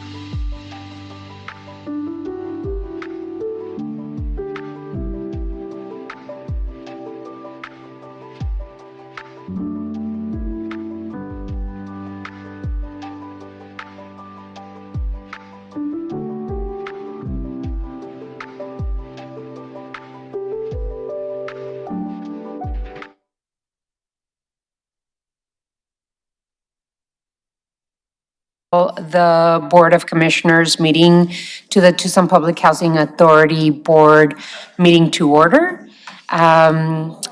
We will stand in session, and the first item is roll call. Commissioner Santa Cruz? Here. Commissioner Cunningham? Here. Commissioner Dahl? Here. Commissioner Lee? Here. Commissioner Barajas? Here. Commissioner Schubert? Here. Commissioner Hawking? Here. Mayor Romero? Chair? Here. Alrighty, we move on to item 2. Public hearing and approval of significant amendment to the 2026 PHA Annual Plan and the 2025 through 2029 PHA 5-Year Plan. City Manager PHA Communication Number 13 dated August 18th is received into and made part of the record. This is the time and place legally advertised for a public hearing to approve from the Board of Commissioners to amend the PHA Annual Plan and PHA 5-Year Plan to formally indicate the PHA's intent to non-competitively select eligible PHA-owned units within the El Portal housing portfolio for the issuance of project-based vouchers under the Housing Choice Voucher Program, consistent with HUD regulations. This public hearing is scheduled to last for no more than 1 hour. Speakers are limited to 5-minute presentation. Madam Clerk, do we have any requests to speak? No, we do not. Alrighty, I do know that Jason Thorpe has a couple of a presentation. Not a presentation, Chair Romero, a simple update and request in the vote for a modification to the resolution.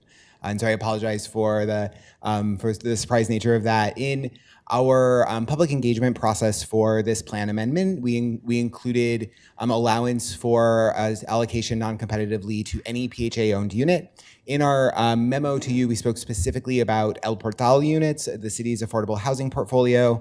Our actual public engagement process related to this and the HUD process allows for us to include other units outside of El Portal in the same process. And so we'd like to include sort of maximum flexibility, including units that may be operated by our nonprofit subsidiary, El Pueblo Housing Development.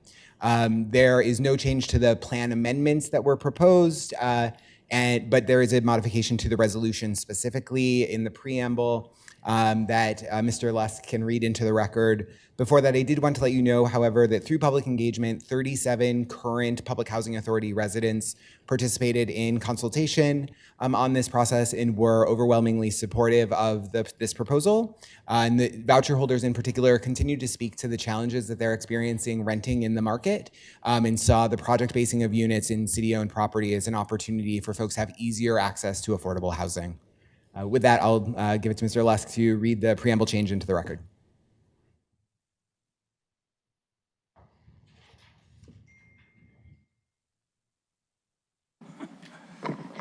Madam Mayor, members of the board, the language is related to the whereas clauses, whereas related to the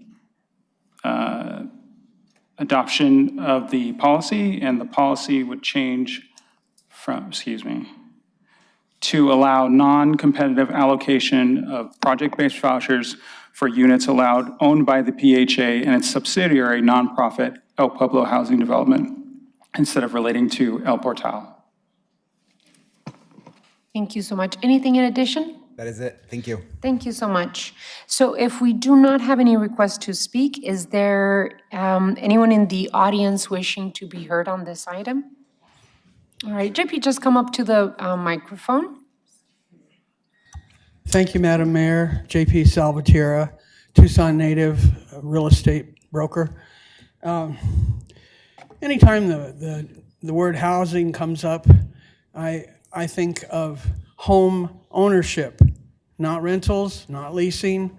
And this is a huge primary thing that our XYZ gen need to support themselves through the next few decades so that they have a legacy and their children stay with us in Tucson and they don't disappear because there's nothing for them. There's some incredible housing projects that have come up through the Tucson House that has just been waiting too long. and now it's in construction, and it will be a very valued asset for the city and for public and private investment. There are so many things that we can do to help support the underserved here in Tucson. These opportunities don't have to create situations that are not taken an advantage of, and then these individuals never have that unique opportunity at that particular time in their lives to benefit from getting support income and creating a retirement and showing their children that they can own a home and live in a home as they go to school in a local neighborhood for most of their lives and feel a part of than apart from the situation when a rental situation becomes like a transient situation and people move about and they're displaced and they never lock in. So I'd like for the entire mayor and council to keep that in mind, because they're all we have, our children, and we look forward to supporting their benefit and the unique opportunities that we have here with the Industrial Development Authority and private funding, projects that may even come out from the old School for the Deaf and Blind. That's a beautiful opportunity to create a resurgence of, since it's a state property, it could be something that actually supports social programs, the 11 or 1,200 homeless parents with children that need to get a foot start, and a nice, secure environment like that might be an opportunity for that. It doesn't always have to be a new corporate entity and a new resort. We need to think on a foundation for our city. So I appreciate your time. Thank you, JP. Anyone else wishing to be heard on this item? Seeing none, may I have a motion to close the public hearing? So moved. Second. There's a motion and a second to close the public hearing. All those in favor, please indicate by saying aye. Aye. Any against? Motion carries. The public hearing is closed. Madam Clerk, you are requested to read Resolution PHA 2026-56 by number and title only. Resolution number PHA 2026-56 relating to public housing, approval and adoption by the Board of Commissioners of the City of Tucson Public Housing Authority's updates to the 2026 Public Housing Authority Annual Plan and the 2025 through 2029 Public Housing Authority 5-Year Plan and declaring an emergency. What is the board's pleasure? Mayor, I move to pass and adopt PHA 2026-56 With the amendments? with the amendments. Second. There is a motion and a second. Any further discussion on this motion? Alrighty, hearing none, let's go to roll call. Commissioner Barajas. Aye. Commissioner Dahl. Aye. Commissioner Cunningham. Aye. Commissioner Schubert. Aye. Commissioner Hawking. Aye. Commissioner Lee. Aye. Commissioner Santa Cruz. Aye. Chair Romero. Aye. Resolution PHA 2026-56 passes by a vote of 8-0. Item 3. Public Housing Authority write-off uncollectible tenant account receivable approval.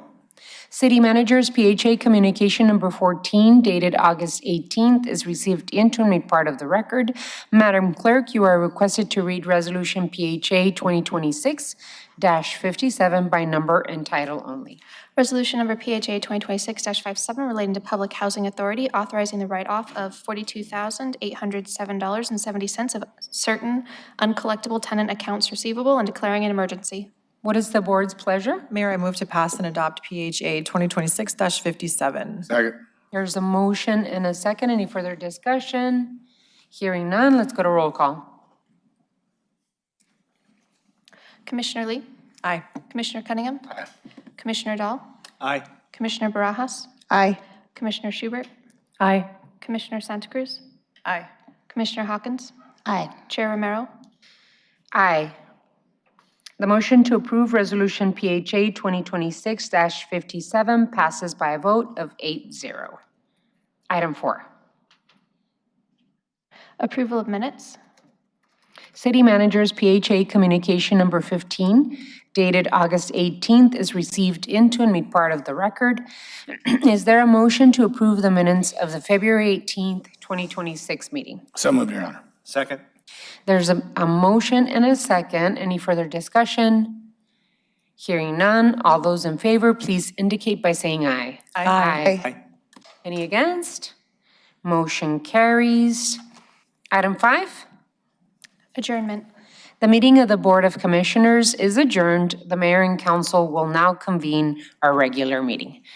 Please be patient and give us about 2 minutes. Thank you.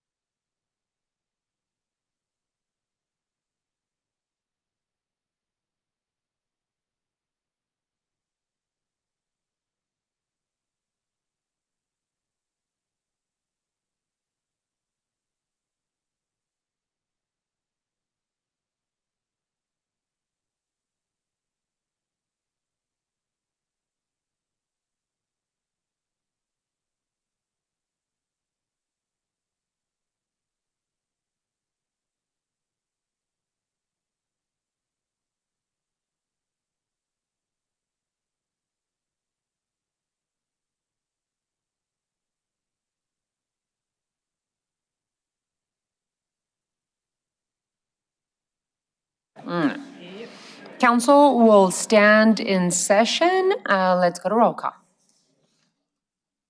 Thank you. Councilmember Cunningham? Here. Councilmember Dahl? Here. Councilwoman Lee? Here. Councilmember Barajas? Here. Councilmember Schubert? Here. Vice Mayor Santa Cruz? Here. Mayor Romero? Here. Before we go to item 2, the city attorney will go over the rules of decorum for mayor and council meetings. Mr. Attorney. Thank you, Honorable Mayor. Arizona's open meeting laws provide that members of the public may attend and listen to the proceedings during tonight's public meeting of the mayor and council. Arizona law also allows the mayor and council to enforce rules and procedures for public attendance of the meeting to ensure orderly behavior and to prevent unnecessary interference with the public meeting. Here are the rules that apply.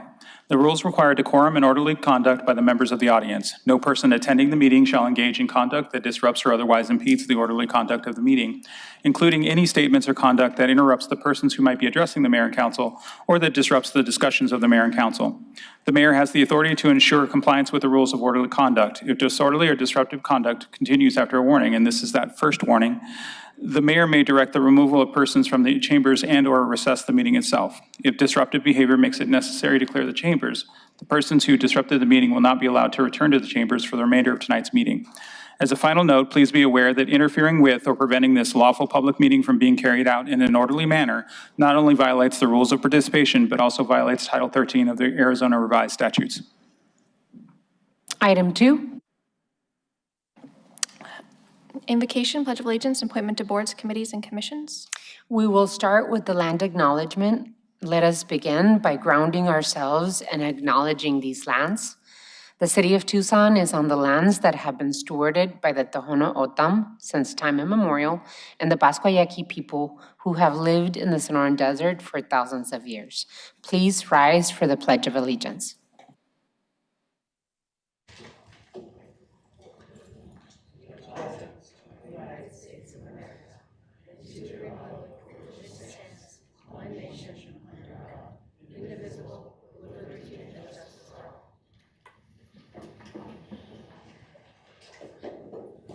Thank you so much. Today, I have the honor and pleasure to have 2 presentations. Our first presentation would be to Amistades. They are celebrating their 20th anniversary, and we're gonna gather up there. I know that we have Claudia Jasso, President and CEO of Amistades, and Uciel Barrios, Director of Strategic Development, and Isabel Boisvert. Congratulations to Amistades for 20 years of providing vital services and strengthening our community. Our second presentation will be for supporting and recognizing the American Federation of Musicians, Local 33, and we're going to have Sarah Bromberg, Ellen Ansi, Alana Weising, and members of the Tucson Federation of Musicians, Local 33, American Federations of Musicians. The first one we'll do is Amistades, and so we'll meet up there.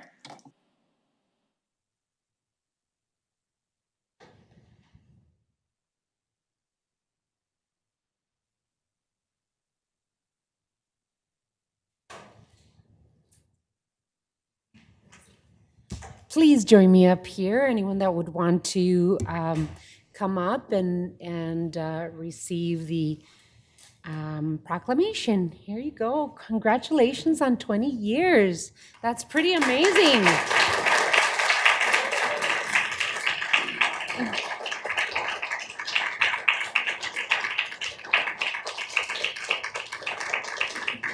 Such an important organization that delivers so many quality services to our community. On behalf of the City of Tucson and the Office of the Mayor, I'd like to recognize the 20th anniversary of Amistades.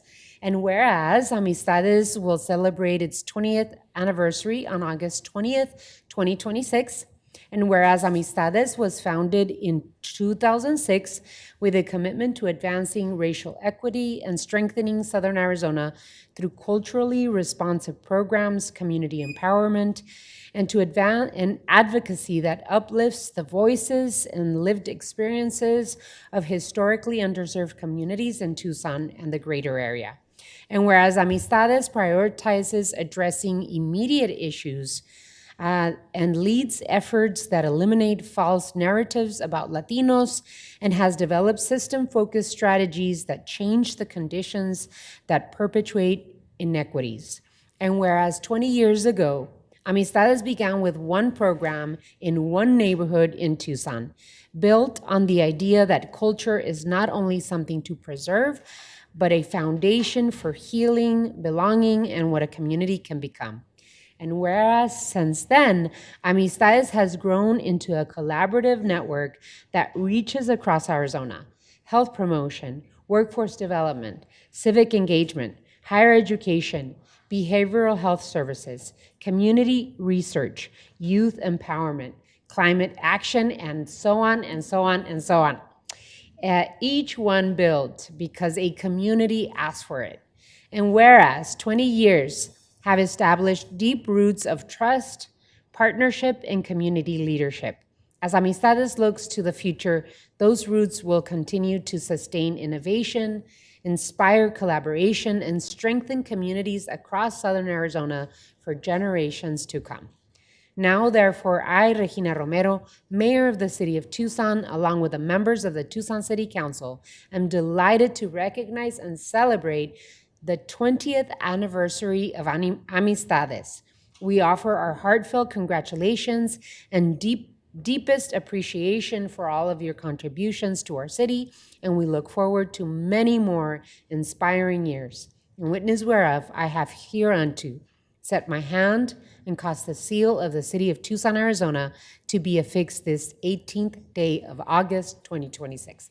Congratulations. You wanna say something?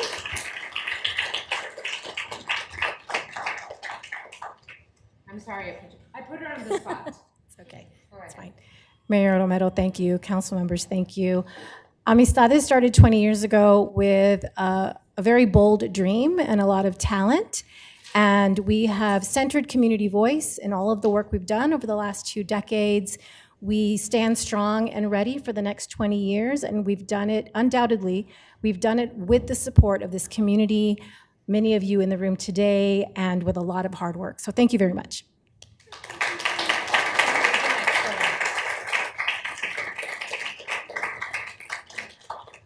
Can we get a picture with you guys all together?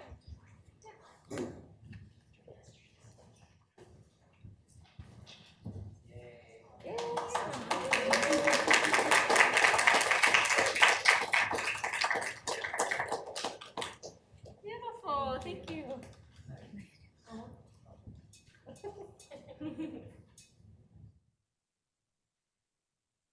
Thank you so much. Thank you.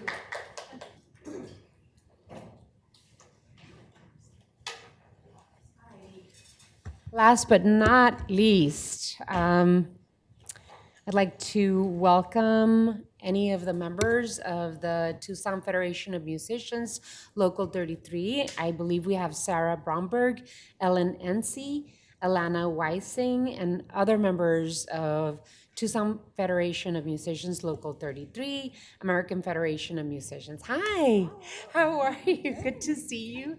Good to see you. Thank you so much. I am so happy to be here. So we have 2 extras, if you'd like to take one. And then this. There you go. If you want to join her over here. Alrighty. So, is Marta Reyes with Jobs with Justice here? I don't know if she was going to be here. Okay.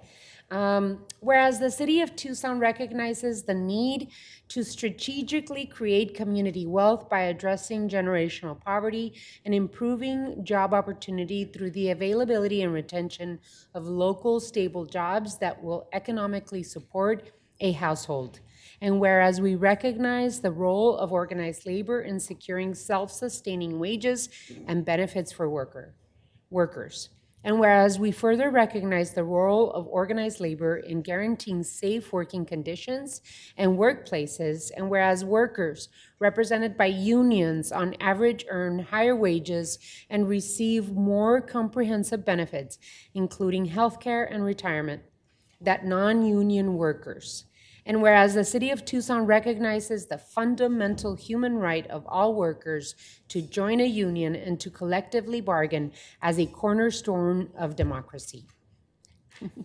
And whereas Martin Luther King Jr. recognized the importance of labor movement and the critical importance of collective bargainings for the strength of the nation, stating, "Everyone knows that the labor movement did not diminish the strength of the nation, but enlarged it."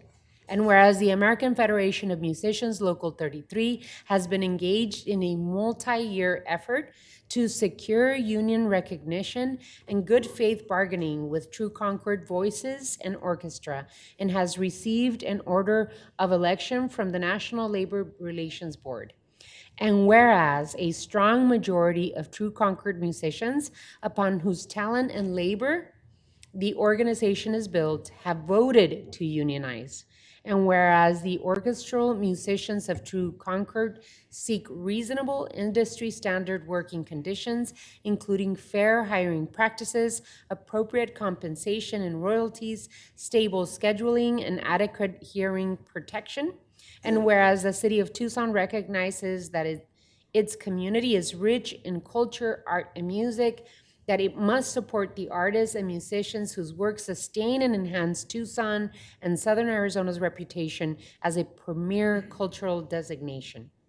Now, therefore, be it resolved, the City of Tucson stands in solidarity with the orchestral musicians of the American Federation of Musicians, Local 33, and urges True Concord Voices and Orchestra to respect the results of the union election and to engage in good faith collective bargaining. And be it further resolved that the City of Tucson affirms its support for all unorganized workers and upholds the democratic and human right of all workers to collectively bargain the terms and conditions of their employment. And be it further resolved, the City of Tucson recognizes that organizing the unorganized is essential to creating and sustaining stable local jobs that support households, strengthen the local economy, and contribute to long-term community prosperity. In witness whereof, I have hereunto set the seal of the City of Tucson this 18th day of August, 2026. Congratulations. Thank you all so much.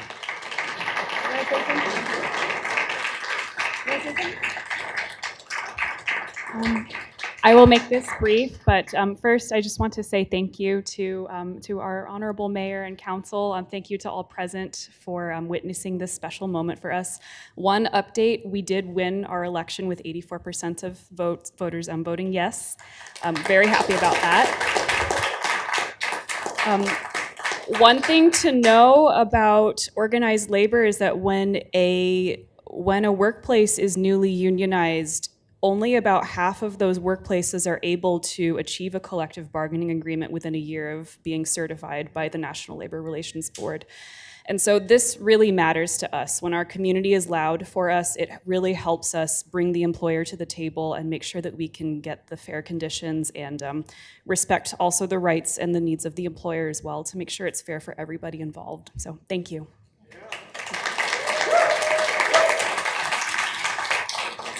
I would love to. Hi, everybody. Thank you, Mayor Romero, Vice Mayor, and members of the council for having us here today. My name is Alana Wiesing. I live here in the city of Tucson. I'm proud to serve as the president of the Tucson Federation of Musicians, the American Federation of Musicians, Local 33, and I'm not a retained speaker. On behalf of our local and the musicians of the True Concord Orchestra, I want to express our deepest and most heartfelt gratitude for this proclamation and for your unwavering support. This proclamation is about far more than one orchestra or one organizing campaign. It recognizes that musicians are workers, that the arts are an essential part of Tucson's identity, and that every worker deserves dignity, fairness, and the fundamental right to organize and collectively bargain. It also affirms Tucson's longstanding commitment to organized labor and to supporting the artists whose work enriches our community. Those values are deeply meaningful to us, and we're sincerely honored that you've chosen to recognize them today. Sarah had just mentioned that since this proclamation was drafted, we had won our election, which is huge, and that decision represents another important step toward ensuring that our professional musicians in Tucson are treated with the fairness and respect that they deserve. Throughout this journey, we've been inspired by the incredible solidarity shown by our community, our fellow unions, and by each of you. Your willingness to stand with Tucson's musicians has reminded us that this city believes in both artistic excellence and economic justice. So thank you for recognizing the indispensable contributions musicians make to the cultural, educational, and economic life of Tucson. Thank you for standing up for the rights of working people. And thank you for helping to make Tucson a city where the arts and the people who create them can flourish. We're profoundly grateful for your leadership, your partnership, and this tremendous honor. Thank you so much.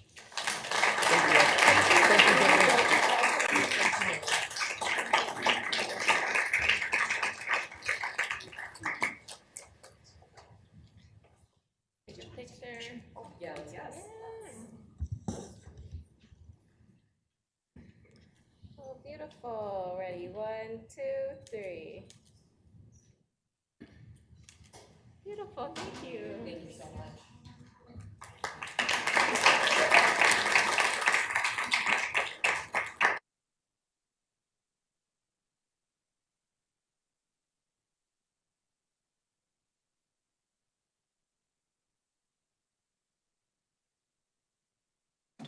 All righty, city managers communication, this is 2D? Yes. All right, item 2D. Appointments to boards, committees, and commissions. City managers communication number 233 dated August 18th is received into and made part of the record. May I have a motion to approve the appointments of the agenda? So moved, Your Honor. Second. There is a motion and a second. Any further discussion? All those in favor, please indicate by saying aye. Aye. Any against? Motion carries. Alrighty, so I'd like to thank those willing to serve the city of Tucson in this capacity as volunteer appointees to our boards, committees, and commissions. Are there any personal appointments to be made at this time? I don't see any. Item 3. Mayor and council report, summary of current events. City managers communication number 235 dated August 18th is received into and made part of the record. This time has been scheduled to allow members of the mayor and council to report on current events. These are to be current events of activities within the community, not position statements on policy issues. Does any council member have anything to report at this time? I see some yeses. Alrighty, let's start with Councilmember Schubert and then go down the dais. Thank you, Madam Mayor, members of the council, and to everybody who's taken the time to attend the meeting tonight. I'm going to open my current event report with a traffic violence update. I am giving these every time I give a current event update in order to keep it at the forefront of our minds as we continue to work on solutions and just keeping on top of what the trends are and what's happening in our communities. On August 5th, very early in the morning, like around 4:30 a.m., a pedestrian was pronounced dead at the scene after a collision. Later that evening, around 11:30 p.m., a car crash left one pedestrian dead and another one in the hospital with life-threatening injuries. That was both on August 5th. On August 8th, there was a crash involving 2 vehicles. One driver had minor injuries and the other went to the hospital with serious, but at the time, non-life-threatening injuries. But on August 13th, TPD was notified that that driver who had gone to the hospital had passed away from her injuries. On August 17th, and this was just confirmed very early this morning, there was a fatality after a 2-vehicle crash in Midtown. And pedestrian deaths are double what they were this time last year. So we're at 22 so far compared to 11 this time last year. In more optimistic and current events, 2 new stamps were released this week as part of our Summer Stampede program. The Ward 6 office has been running, it's like a scavenger hunt with stamps at different locations, and then you have a little passport book where you can put your stamps. We added 2 new stamps at Randolph Skate Park and the Loft Cinema. You don't have to buy anything. These are both publicly accessible. Also, a lot of people didn't know there was a Randolph Skate Park, so keep in mind that these stamps are not just for your collection, but they can also increase your raffle options during our Summer Stampede celebration, which is scheduled for Saturday, September 26th at the Ward 6 office. We'd love to see you there. You have until September 20th to collect stamps in your passport, and then join us the following weekend to celebrate with a party, prizes, and ice cream. RSVP link for the event will continue to be shared in our newsletter that comes out every Friday. Please sign up for that if you aren't already. We put a lot of information in it. And be sure to collect as many stamps as you can before the deadline. And then my final note, just want to welcome back to the tracks Sunlink Streetcar 105, which has been out of commission for a year, back in service officially today. Very exciting. This is going to improve frequency for the Sunlink. So excellent news. Thank you so much. Thank you, Councilmember Barajas. Thank you, Mayor. Well, last Saturday, I had the privilege of attending the 2nd annual MDOT Volunteer Appreciation Luncheon at El Pueblo Center. And there were so many volunteers and staff, and I would like to thank you all for being kind to our neighbors and all the work that you're doing. If you would like to volunteer, please reach out to the multidisciplinary outreach team, MDOT, or our office. I would like to thank all of our neighbors and community members who took the time to attend last week's community meetings on the Safe City Connect Transit meetings. Our office in Ward 1 had a meeting at the El Pueblo Activity Center last Monday. I truly appreciate everybody's time, the fact that you all are listening, asking questions, and willingness to share your thoughts and experiences. Your engagement is important, and it helps us better understand the needs and priorities of our community. Next Wednesday, August 26th at 5:30 p.m., I invite you all to join us alongside Suntran to learn more about the public transportation services available in our community and how you can stay connected. This will be a great opportunity to learn about how to ride the bus, what services are available, to ask questions, and to better understand the resources available to get us around town. And that will be at our office, 4300 South Park Avenue. Our office has been very busy preparing for the reopening of Santa Rita Park, and I'm excited to share that we now have some dates of our ribbon cutting. So if you're around town, I would love to invite you all on Friday, October 2nd for the ribbon cutting ceremony. There's gonna be activities starting at 5 p.m., so bring your lawn chairs, splash pad gear, skateboards, come enjoy these special events with our family, friends, and neighbors, and I look forward to seeing you all at Santa Rita Park. The fun continues with our Movies in the Park series. I'm excited to announce that we will have 3 evenings for movies, family fun, and time under the stars. Starting Saturday, September 19th, at Silver Lake Park, we're gonna be showing GOAT. Saturday, October 3rd, the next day after we cut the ribbon at Santa Rita Park, the Super Mario Galaxy movie. And Saturday, October 24th at Gunny Barreras Memorial Park, we're gonna be showing Coco. So more details to come. Activities begin at 6 p.m. for the movies. So come with, again, your lawn chairs, blanket, and some good times. I also want to provide my condolences to the family, friends, and loved ones of Julissa Julie Salazar, 19-year-old U of A student who was found dead last week by police, who was killed by her boyfriend due to domestic violence. I pray for healing in our community and more accountability. Lastly, I want to take a moment to wish a very happy birthday to my Chief of Staff, Manisha Bucha, who I don't know if she's in the room. Today, Manisha, stand up. Today is her birthday. And she is spending her birthday with you all. So let's make sure that we wish her a happy birthday. I'm so fortunate to have you, Manisha, by my side as our Chief of Staff, and grateful for all the work you do in our office and in our community. And I would like to wish a very early birthday to our Family and Civic Engagement Advisor, Elma Alvarez, who's probably watching on YouTube right now. I wish you a happy early birthday, Elma, August 26th. Elma brings so much heart, dedication, and energy to our team. And with that, I just thank you all for your continued involvement, partnership, and commitment to our community. Thank you. Thank you, Councilmember. Councilman Lee? No announcements, Mayor. Councilmember Dell? No announcements, Mayor. Councilmember Cunningham? Just a couple. First of all, Maestro Laszlo Veras has announced another series of concerts at Udall Park with the Arizona Symphonic Winds.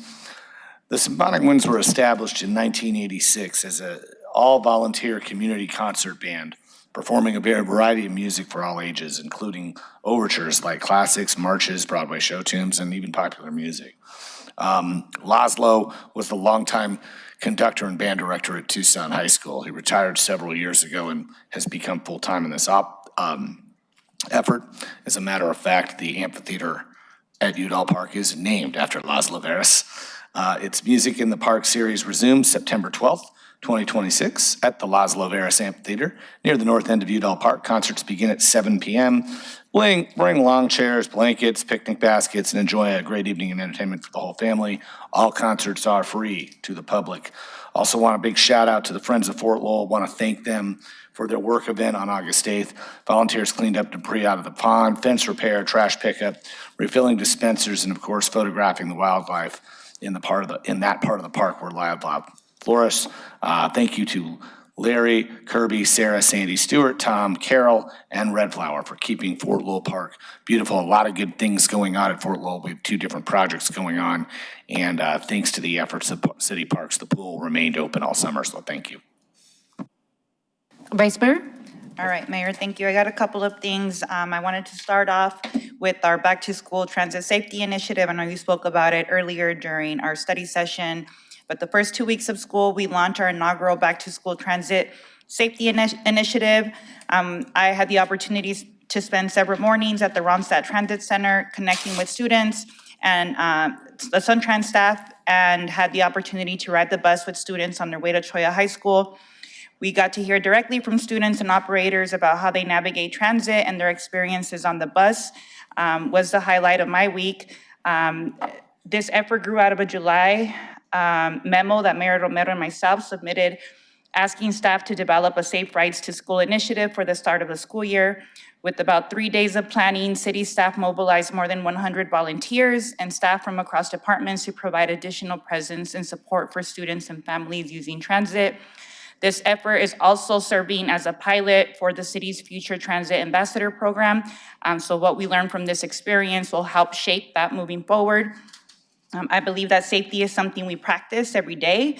It's something we do with and for one another, not something that simply happens to us.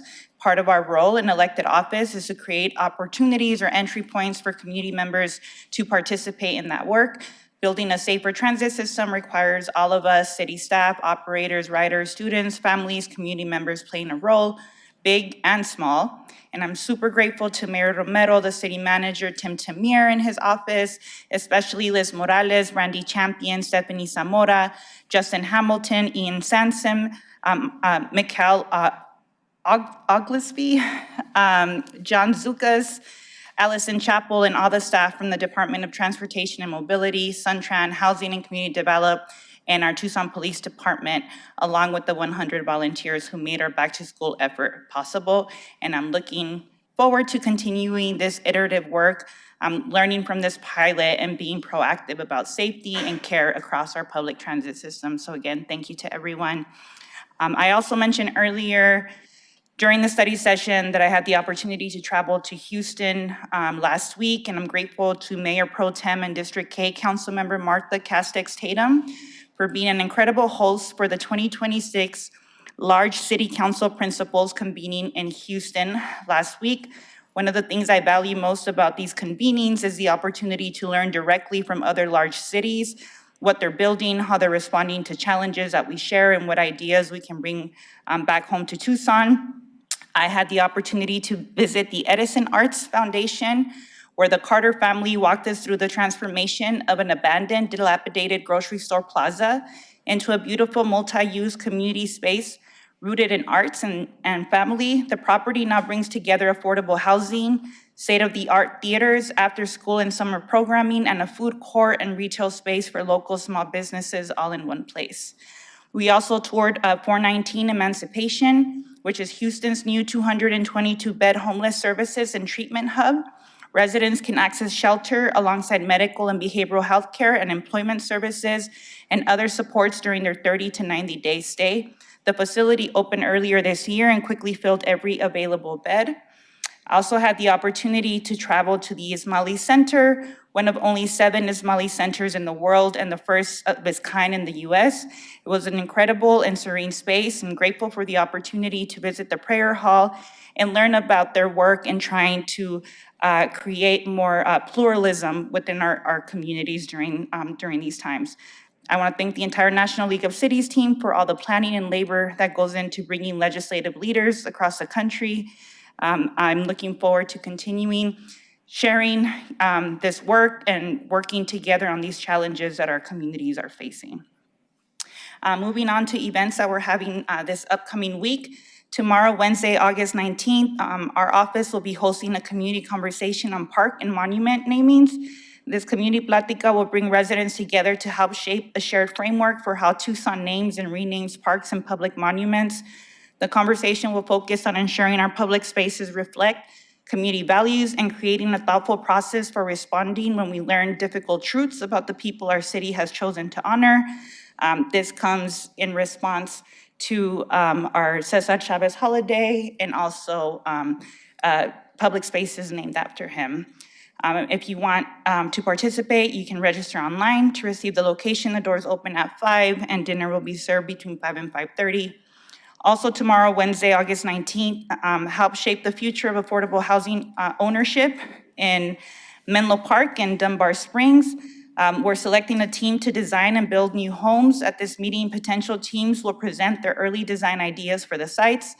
Please join us to see the concept plans and share your feedback and inform the team selection. This will be from 5:30 to 8 p.m. at the Sentinel Building of the Housing and Community Development Campus at 320 North Commerce Park Loop. That's all, Mayor. Thank you so much, Vice Mayor. Well, I have a little bit of a invitation for our community. I really want to challenge our residents to become master recyclers. I am often told, especially in family parties, that I am obsessive about recycling because I'm like cleaning and taking things out the trash that we can recycle. So join me in being a master recycler. The fall cohort for the 2026 Master Recycler Program. This year, we're partnering with Tucson Clean and Beautiful and the City of Tucson Environmental Services for a 4-session workshop designed to help you better understand recycling, waste reduction, waste diversion, and sustainable living, and give you the knowledge to share with others in your community. Join in on Wednesdays, September 9th, 16th, 23rd, and 30th from 5:30 to 7:30 p.m. at the Thomas O. Price Service Center located at 4004 South Park Avenue. And that's my summary of current event. I hope that you all have a wonderful week. There's always things to do in Tucson, Arizona. So please pay attention to our newsletters and emails that we put out as mayor and council, and the activities that our departments within the city of Tucson share on social media and other sources. So with that, we move on to item 4. City Manager's Report, Summary of Current Events. City Manager's Communication Number 236, dated August 18th, is received into and made part of the record. This time has been scheduled to allow the City Manager to report on current events. Mr. Manager. Thank you, Honorable Mayor and members of the council. Just one kudos for tonight. And this came in from a resident, Meg Johnson, from the Garden District Neighborhood Association. She wanted to be complimentary toward one of our environmental services drivers.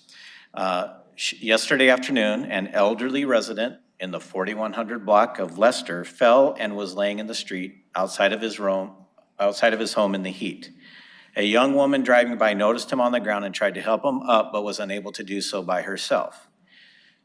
She flagged down our refuse truck driver, James Moore, who stopped and helped her get the resident up and basically carried him over to sit in the doorway of the home.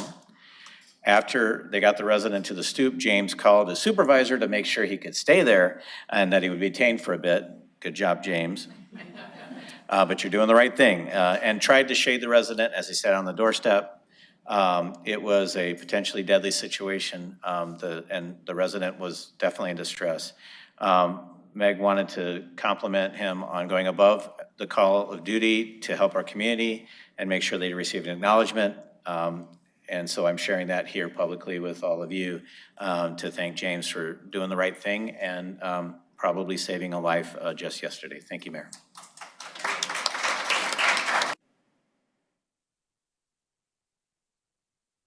Item 5.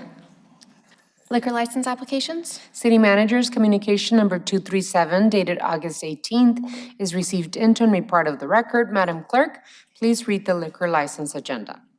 Your Honor, on the evening's agenda, we have 2 applications for new licenses, 4 applications for a special event, and 2 applications for an agent change acquisition of control. All applications are in compliance with city requirements. An appropriate motion would be to forward items 5B1 through 2, 5C1 through 4, and 5D1 through 2 to the State Liquor Board with a recommendation of approval.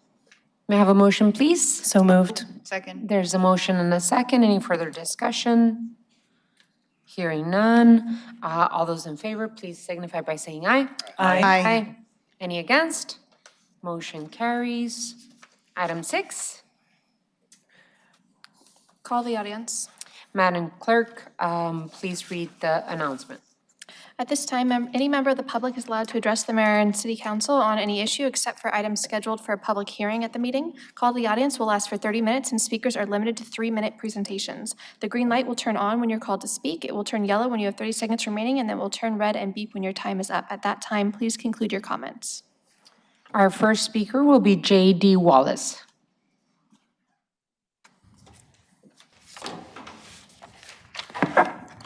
Hello, Mayor and Council. My name is J.D. Wallace. I'm a Tucson resident and retained speaker on behalf of Tucson Electric Power at 8080 East Broadway downtown with an update on how TEP continues to work to remain a trusted energy provider.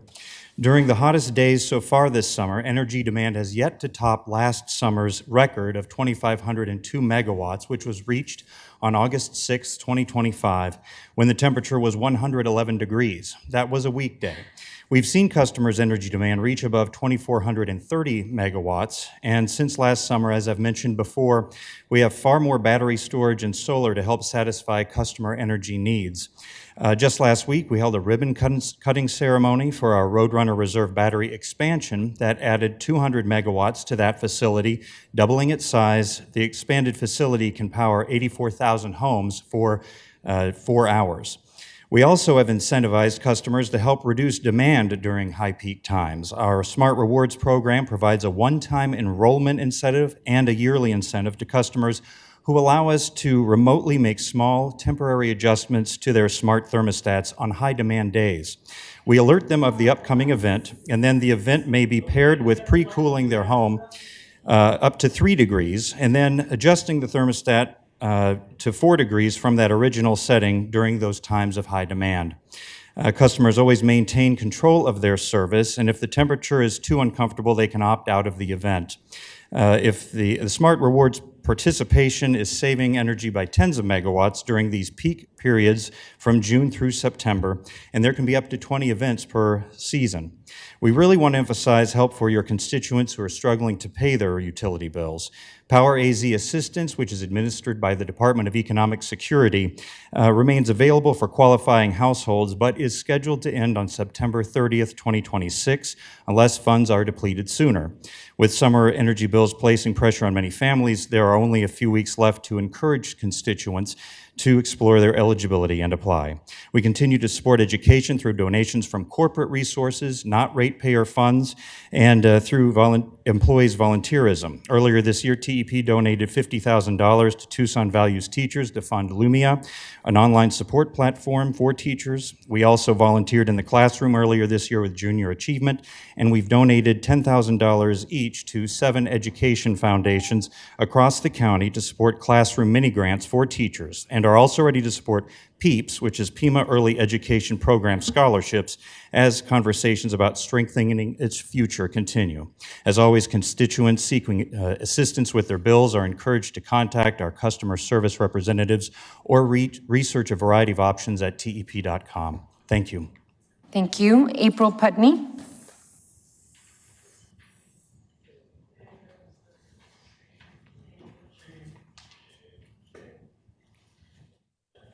Hi, Mayor and Council. I'm here to speak about the consent agenda, item 7N. I'm sure one of you will have the cojones to pull out that item. I think it deserves to be put in the public light when we're giving away our land for free to the Air Force so that Raytheon can use it. I haven't been able to find any real detailed explanation of why this is occurring or how the 1995 contract went down. I have been able to find things, news articles on the internet that say how many tax breaks we've given to Raytheon. I don't love it. Oh yeah, I guess I should mention Raytheon, who came from Hughes Aircraft, who did the TCE spill, as I'm sure all of you know, the one that ended up with a Superfund site and giving a bunch of cancer to a bunch of people on the south side and killing the community, that Raytheon. So you have a choice to make today when somebody pulls that out of the consent agenda about how we want to live in the world and how you want to show up for your constituents. I spoke to one council member who said that probably mayor and council was afraid because they didn't want to get sued by Raytheon and they didn't want to run into any trouble. Well, I do not think that this is the time for leadership that comes from a place of fear. This is a time for leadership that comes from a place of bravery. We are facing a climate collapse in very real time in front of us that will affect the people younger than all of you a lot more than will affect you or me standing here today. The US military, which Raytheon supports, is the largest CO2 emitter. Hard to find those numbers, but the estimates exist. The US military is not required to report on CO2 or other carbon emissions. I ask that you please at least study the contract that you think is forcing you to give away over 200 acres of city-owned land to the federal government during this time of austerity when we don't have any money for anything, for free, for military profiteering. You could at least have a study session about it, probably, and then from that point on, who here wants that? Who here wants us to give away our land to the Air Force so Raytheon can use it? Raytheon, yeah, Raytheon. By the way, do you remember the Iranian girls' school that got blown up? That was their missile. And we have a responsibility to each other here, not to live on the sweat and the death of other people's backs in other places. Vida Rodríguez. Vida Rodríguez.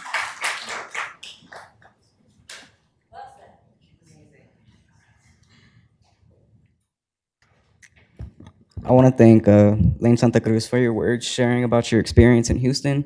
That aligns very much with what I'm about to say. Thank you, Mayor Romero, Lane Santa Cruz, and the council. My name is Vida Rodriguez. I use he, him as pronouns, and I'm here tonight because I'm honestly tired of hearing that the solutions our communities are asking for are too much, because they are not too much. We can be innovative, and other cities already are. So I have two proposals for you all tonight. Let's start with the transgender and gender expansive community. The data is not ambiguous. In 2022, the US Transgender Survey found that 30% of gender expansive respondents had experienced homelessness in their lifetime.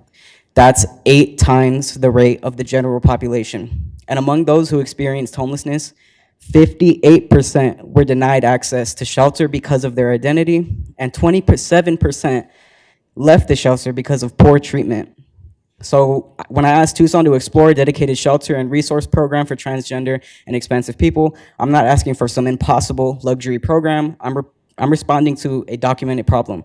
I want to acknowledge the mutual aid groups and community organizers who have been filling those gaps. I am incredibly grateful for them, but it is heartbreaking that we have to depend on mutual aid to fill systemic gaps in services for our own community.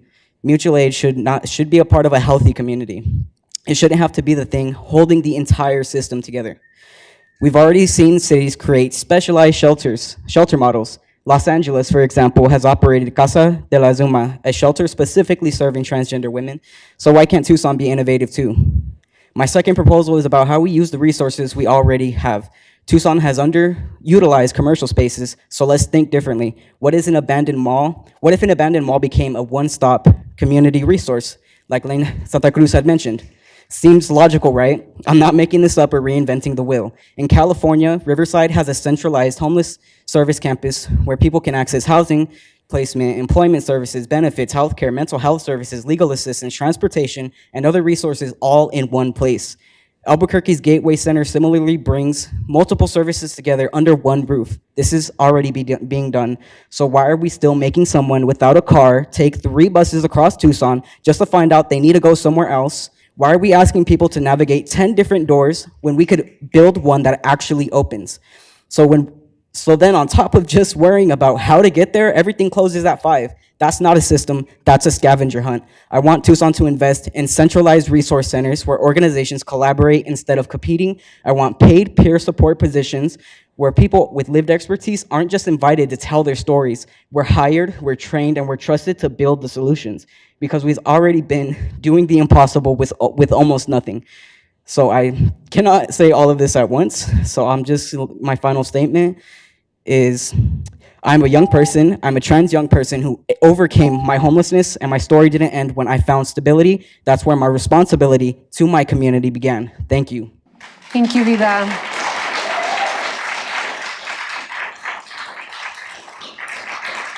Thank you so much. Really appreciate the ideas. And I think that we were going to appoint you to the Equitable Housing Commission. There you are. There you go. Thank you for being my appointee and serving on that commission. Amy Hartman Gordon.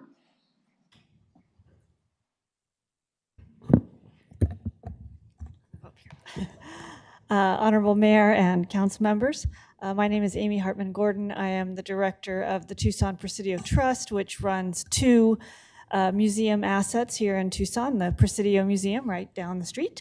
And recently, we've now been honored to also manage Port Lowell Museum. It's my understanding that when you look at your agenda tonight, you'll find that you are approving our operating contract tonight.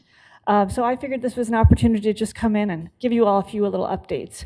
So first of all, I just wanted to recognize that we are about to celebrate our community's milestone anniversary date again. As you all know, last August 20th was the 250 plus celebration for Tucson, and it was a huge success, and I want to thank City Manager Tamur and Mayor and Council for all of your support and partnership in that event. After that big milestone, we really weren't sure what was going to happen next or how the community would feel, and we were quite surprised to get really overwhelming demand to keep it going. So this Thursday, August 20th, we will be celebrating the 251st plus community event. And as you all know, what's important about that is the recognition of our community and our history and our multicultural success that we've had here. I also just want to let you know that we present that as a free event to the community, and we present it as in partly sponsored by the City of Tucson. We consider that part of the work we do in terms of the operating agreement we get with you all. The second update I wanted to let you know about was the 20th anniversary of the Turquoise Trail, which was last April. And we had a really wonderful event recognizing those 20 years. Some of you may know that the two people who created that trail are close to my heart and to Councilman Cunningham's heart. Those would be our two mothers who originally created the content for the history and public art information that we now use as a downtown trail in Tucson, which is right outside this building. So we had a great time with several hundred people walking through downtown back in April with Councilman Cunningham and celebrating the 20th anniversary of the trail. Lastly, I just want to also acknowledge that we are about to start in on our second full season managing Fort Lowell. We're thrilled to be partnering with the city and with City Parks to manage Fort Lowell Museum. We're working very hard to develop the programming out there and to invest in that site. And we're also, of course, really excited to see the openings of the additional historic assets that we're expecting in the fall. So those are just three of many things happening at both of our museums. We reopen next Thursday, August 27th, after being closed for 2 months. Thank you so much, Jamie. I appreciate it. JP Salvatierra.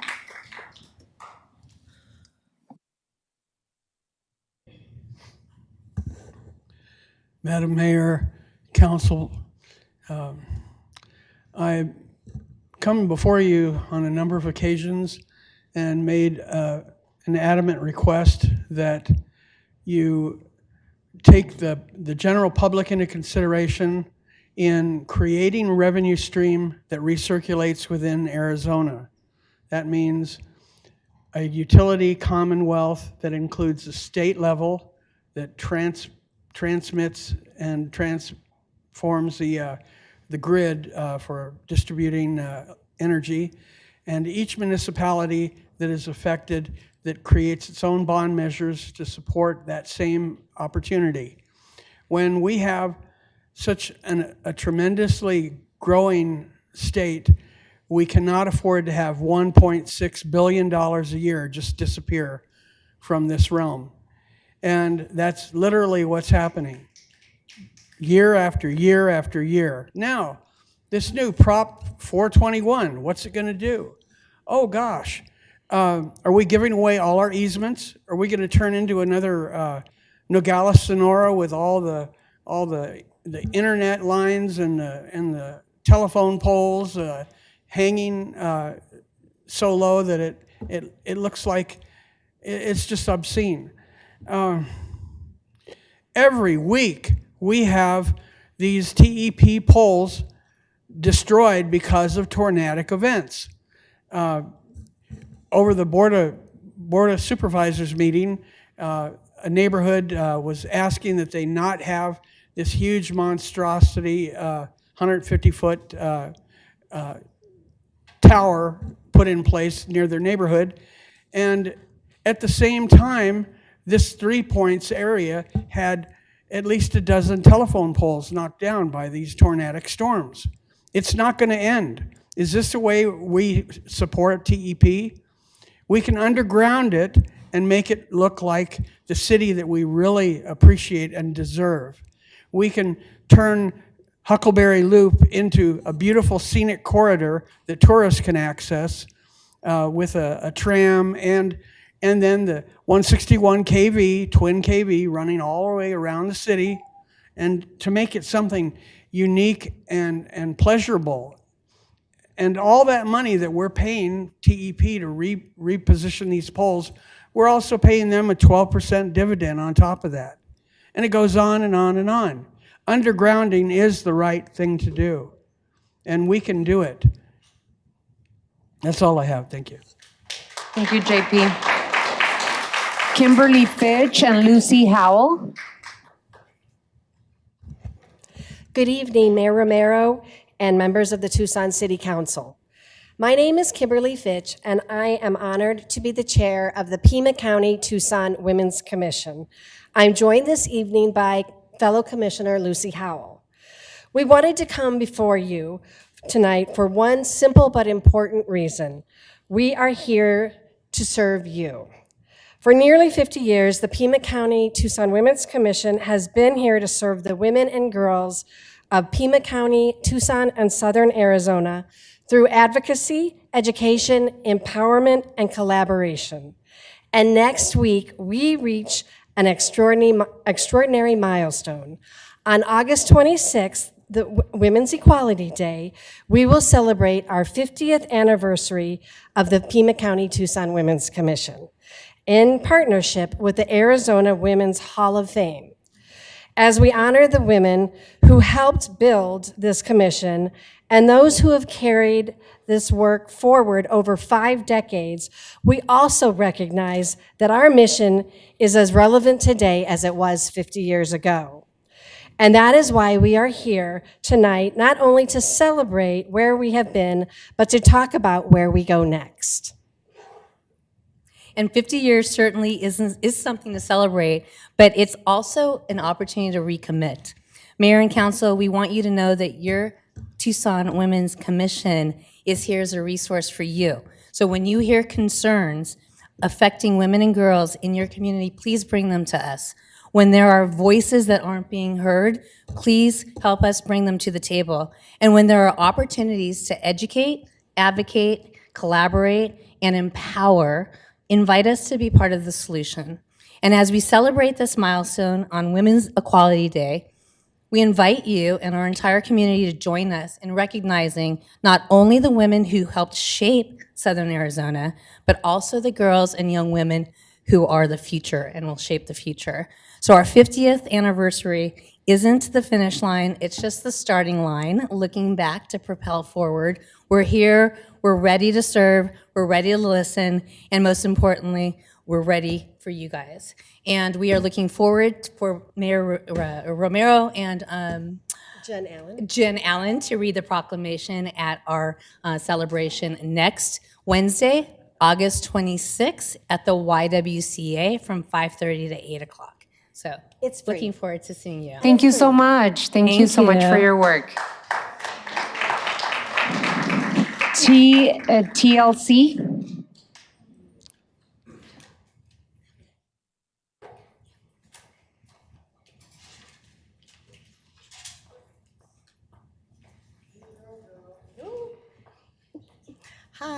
Hi everyone. I go by TLC. I get really nervous talking, so Please forgive me if I stumble. Happy birthday, Manisha. In early 2025, I knew nothing about surveillance. I helped some friends make a banner that said mass surveillance does not equal safety. And tomorrow will mark 1 year ago that we stood at the U of A campus with our banner and handed out information. At the same time, a female freshman was stabbed at the university library just hundreds of feet from where we stood. In the following weeks and months, I started researching and sending public records requests out. I was denied at first by UA, but ultimately had some success by contacting the Arizona Board of Regents for intervention. For the past year, I've been trying to get copies of contracts, purchase information, and audit logs from the University of Arizona, Marana, DPS, Oro Valley, and many other agencies. Since the beginning of this year, I've been waiting for the City of Tucson to respond. I've been stonewalled. I've contacted the state ombudsman's office with no response. I emailed mayors, council members, board members. I've spoken at many council meetings with no response. I even had to file a lawsuit, still with no response. I have learned about the tech that cops use makes me want to go back to last year when I was naive and wasn't aware of how heavily we are being surveilled. Cops collect location data on us from license plate readers, which are motion-activated cameras that take hundreds of pictures of your car when you drive by. Pan-tilt zoom cameras take videos of every moving object.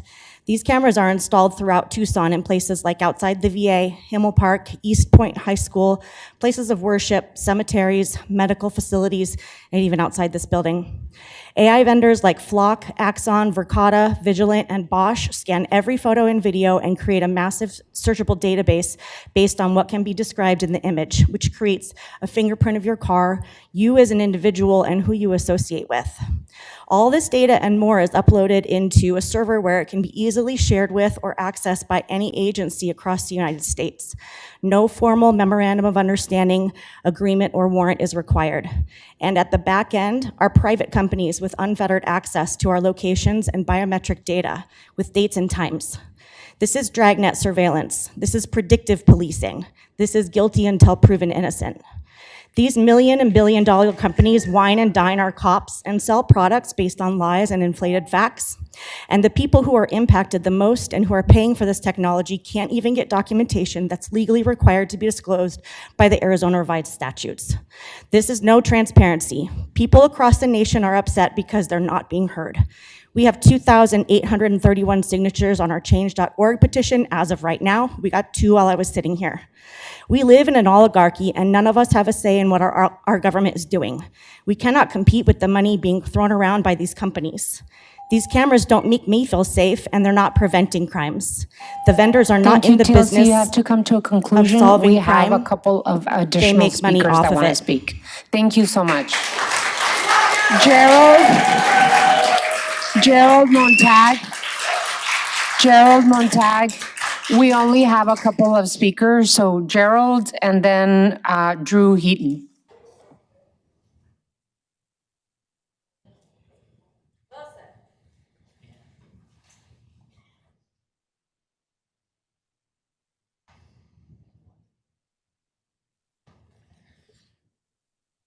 Hello, my name is Gerald Montag. I live in Ward 3. I'm here to speak in opposition to item 7N. I'm not anti-military, quite the opposite. I joined the Marine Corps at age 18, had my 19th birthday in boot camp, my 21st in Ramadi, Iraq. My 22nd, 23rd, 24th, and 25th birthdays were spent in Afghanistan. Like any Marine would say, the greatest honor of my life was to serve alongside my fellow Marines. So don't think for a second that I'm anti-military, even though I do think that we can sometimes be far too eager to use our military. What I am is I'm anti-waste and I'm pro-community. Time and time again, homeless advocates have stood at this very podium and asked for resources, only to be told we don't have the money. My very first mayor and council meeting I attended, a 911 dispatcher stood at this podium and begged for help. And you guys told her there was no money. People's cars get damaged on our roads, no money. April of this year, this very council considered closing 2 fire stations because there's no money. 50 pedestrians die every year in our city because we don't have the money for measures to keep them safe. 22 this year.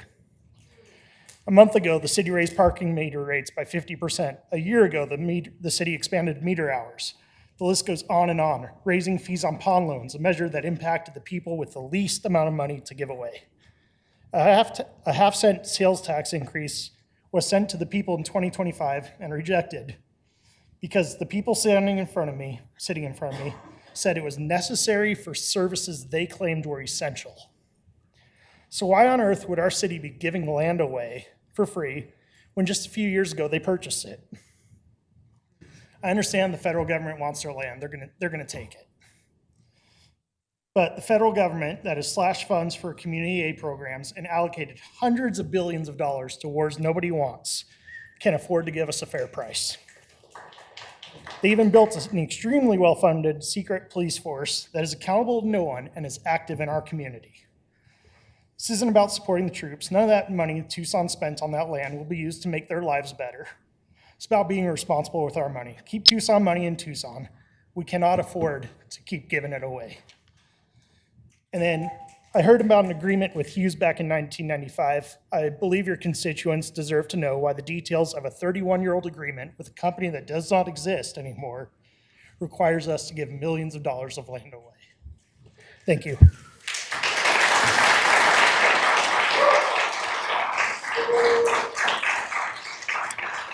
Alrighty, we have time for one additional speaker, Sean Frazier, I believe. Hello, Mayor and Council. My name is Drew Heaton, and I have been a resident here in Tucson, Pima County for 29 years. My husband and I pulled into Tucson thinking we would live here for maybe 2 years. Instead, we fell in love with the Sonoran Desert and decided to settle, build a business, and raise our children. My grandchildren live here now, and I'm concerned for their future. I became a reluctant activist 10 years ago, frequently speaking before the Board of Supervisors and occasionally the City Council, where I witnessed elected officials violate the true health, true safety, and true security of the residents here. I continue to watch elected officials violate basic human rights and dignity while professing it to be civilized because they speak in bureaucratic terms and quiet voices. There is nothing civilized about predatory financing, predatory philanthropy, or predatory surveillance. It's just predatory. My absence from the public comment for the most recent past is not due to a lack of interest in the prevailing problems bodies like this create and then solve. I have turned inward to help and support people in our community directly. However, there are times when a reminder is in order. Truly important and accurate information has been presented in these councils regarding the absolute abhorrence and ineffectiveness of mass surveillance. 10 years ago, I suggested to the Board of Supervisors that we are on the cusp of a revolution for human rights in this country, advising they not miss it. I do not know if you share a belief in the great mystery some call God, or if any of you are Christian as I am. C.S. Lewis stated, "God's purposes will be accomplished no matter what you do. But it makes a difference to you whether or not you serve like Judas or like John." But even if you are an atheist, history will have a say, whether you fall on the side of humanity or take the predatory stance. People in your position will be judged either in the next life or this one. Like you, I did swear an oath to protect the Constitution of the United States and the Constitution of Arizona against all enemies, foreign and domestic. We are on the cusp of a revolution for human rights in this community. Don't miss it. Thank you. That was our last speaker. Are you Sean? Okay, you're going to be our last speaker. Thank you. Hello, my name is Sean Glazer. I've lived in the greater Tucson area my entire life. I'm just here to speak today about the Verkada cameras. I live in Oro Valley, but I was born over at TMC, and I've just kind of migrated. I did 8 years in the Marine Corps, and I guess that's a little bit about me. So the Institute for Justice is a public liberty interest law firm, much like the ACLU. And there's a link that I guess anybody can go to. There's just Google the Institute for Justice database of ALPR abuse. Just this year alone, there have been about, I think, 80 or 90 different instances where ALPR data has been used to stalk women, to harass people. I want to read a little bit from that article I mentioned. In Florida, a woman was stalked and pulled over by a sheriff's deputy who saw her at a TV shoot. He used the ALPR database to look up where she was at. He was catcalling her. She was, I think, an extra on Bad Monkey. I think it's an Apple TV show. In Texas, there was a sheriff's deputy who used 83,000 flock cameras to find a woman who had self-administered an abortion. So if you think that you're safe because you choose to be private about your health care, think again. And in Georgia, there was a police chief who tracked his ex-girlfriend and her teenage daughter roughly 600 times. This is a very novel it's a novel solution to a very age-old problem, which is crime. I'm very pro-law enforcement. I think, public safety is a very fundamental right, but I don't think it should come at the cost of our civil liberties. Like Benjamin Franklin said, those who would give up a little temporary safety, a little temporary liberty to purchase temporary safety deserve neither. And again, please just look at canceling the Verkada contract, or look at canceling the Motorola contract, or whatever contracts the city of Tucson has. Thank you for your time. Thank you. Alrighty, that was our last speaker for item 6. Item 7. Consent agenda? You can give them to the city clerk staff. Thank you. Thank you. Reports from the city manager on the consent agenda are received into and made part of the record. Madam Clerk, you are requested to read the consent agenda. Upon no objection from mayor and council, items I, L, M, and N will be removed from the consent agenda and addressed separately as discussed during today's study session. Item 7A, approval of minutes. Item 7B, elections, amending the Tucson Code sections 1239, 1294, and 1295 relating to updates to align to state election and campaign finance requirements. Item 7C, elections, amendment to campaign finance administration rules and regulations for the public matching funds program for candidates for city office. Item 7D, intergovernmental agreement between Pima County and the city of Tucson for heat relief 2026 heat season. Item 7E, pursuant to Tucson Code section 20-179, which governs one-way streets and alleys, adopting a new designating ordinance to convert 2 portions of Washington Street to one-way eastbound traffic and to provide a complete, up-to-date list of all one-way designations. Item 7F, approving the expenditure of budgeted mayor and ward office funds for various programs and projects. Item 7G, Habitat for Humanity, Casitas on Park, impact fees subsidy request. Item 7H, intergovernmental agreement to provide facilities and services between the City of Tucson and Arizona Department of Child Safety. Item 7J, second amendment to the lease agreement between Rio Nuevo Multipurpose Facilities District, Tucson Presidio Trust, DBA Presidio Museum, and City of Tucson for property located at 133 West Washington Street, 196 North Court Avenue, Tucson, AZ. LF 782, RP 2777, RES 2025 through 262. Item 7K, second amendment to the agreement for operation and maintenance of the Presidio San Agustin del Tucson, 133 West Washington Street, 196 North Court Avenue, Tucson, AZ, RP 2777, RES 2026-326. May I have a motion to approve the items mentioned in the consent agenda? So moved, Mayor. There's a motion. Second. Motion and a second. Any further discussions on the items? Okay, we need to go to roll call. Councilmember Barajas? Aye. Vice Mayor Santa Cruz? Aye. Councilwoman Lee? Aye. Councilmember Cunningham? Aye. Councilmember Schubert? Aye. Councilmember Dahl? Aye. Mayor Romero? Aye. The items on the consent agenda are approved by a vote of 7-0. And then we are going to take one by one the items considered separately. Can you read the ones that we're considering separately? Yes. Item I, intergovernmental agreement between the City of Tucson on behalf of the Tucson Police Department and the State of Arizona on behalf of the Arizona Department of Public Safety for the Tucson Police Department's participation in the Arizona Vehicle Theft Task Force. Alrighty, I believe this was removed by Council Member Schubert. Council Member, you can open the item. Thanks so much, Madam Mayor and members of the council. I'm pulling this item because the Ward 6 office has gotten a lot of emails and calls around surveillance technology, contracts with tech companies, and data sharing.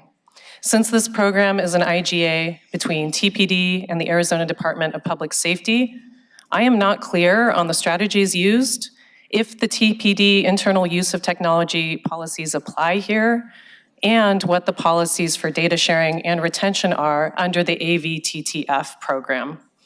There are too many things our office and my community need to understand about this program for us to responsibly move forward without a deeper dive into how this program has been deployed in Tucson and how it might continue than the consent agenda allows. So we're here to have a full discussion. I'll pull a quote from the AVTTF January 2026 newsletter that shared a story about this program and raised questions about surveillance technology use and data sharing for me. The investigation involved hundreds of hours of surveillance, suspect network identification, vehicle tracking, and evidence collection to document the organization's operations and the movement of stolen vehicles. In further research, I found that the AVTTF task force is part of Arizona's border strike force created by Governor Doug Ducey and reorganized in Operation Desert Guardian by Governor Katie Hobbs, with an explicit mandate to coordinate with DHS and other federal agencies. So I would like more information to ensure transparency on this, especially as we are hearing from constituents about their concerns on surveillance, data collection, and data sharing. The attached materials did not provide enough information for me to feel comfortable passing it on the consent agenda, and I want to ensure accountability to my constituents who are reaching out on this issue.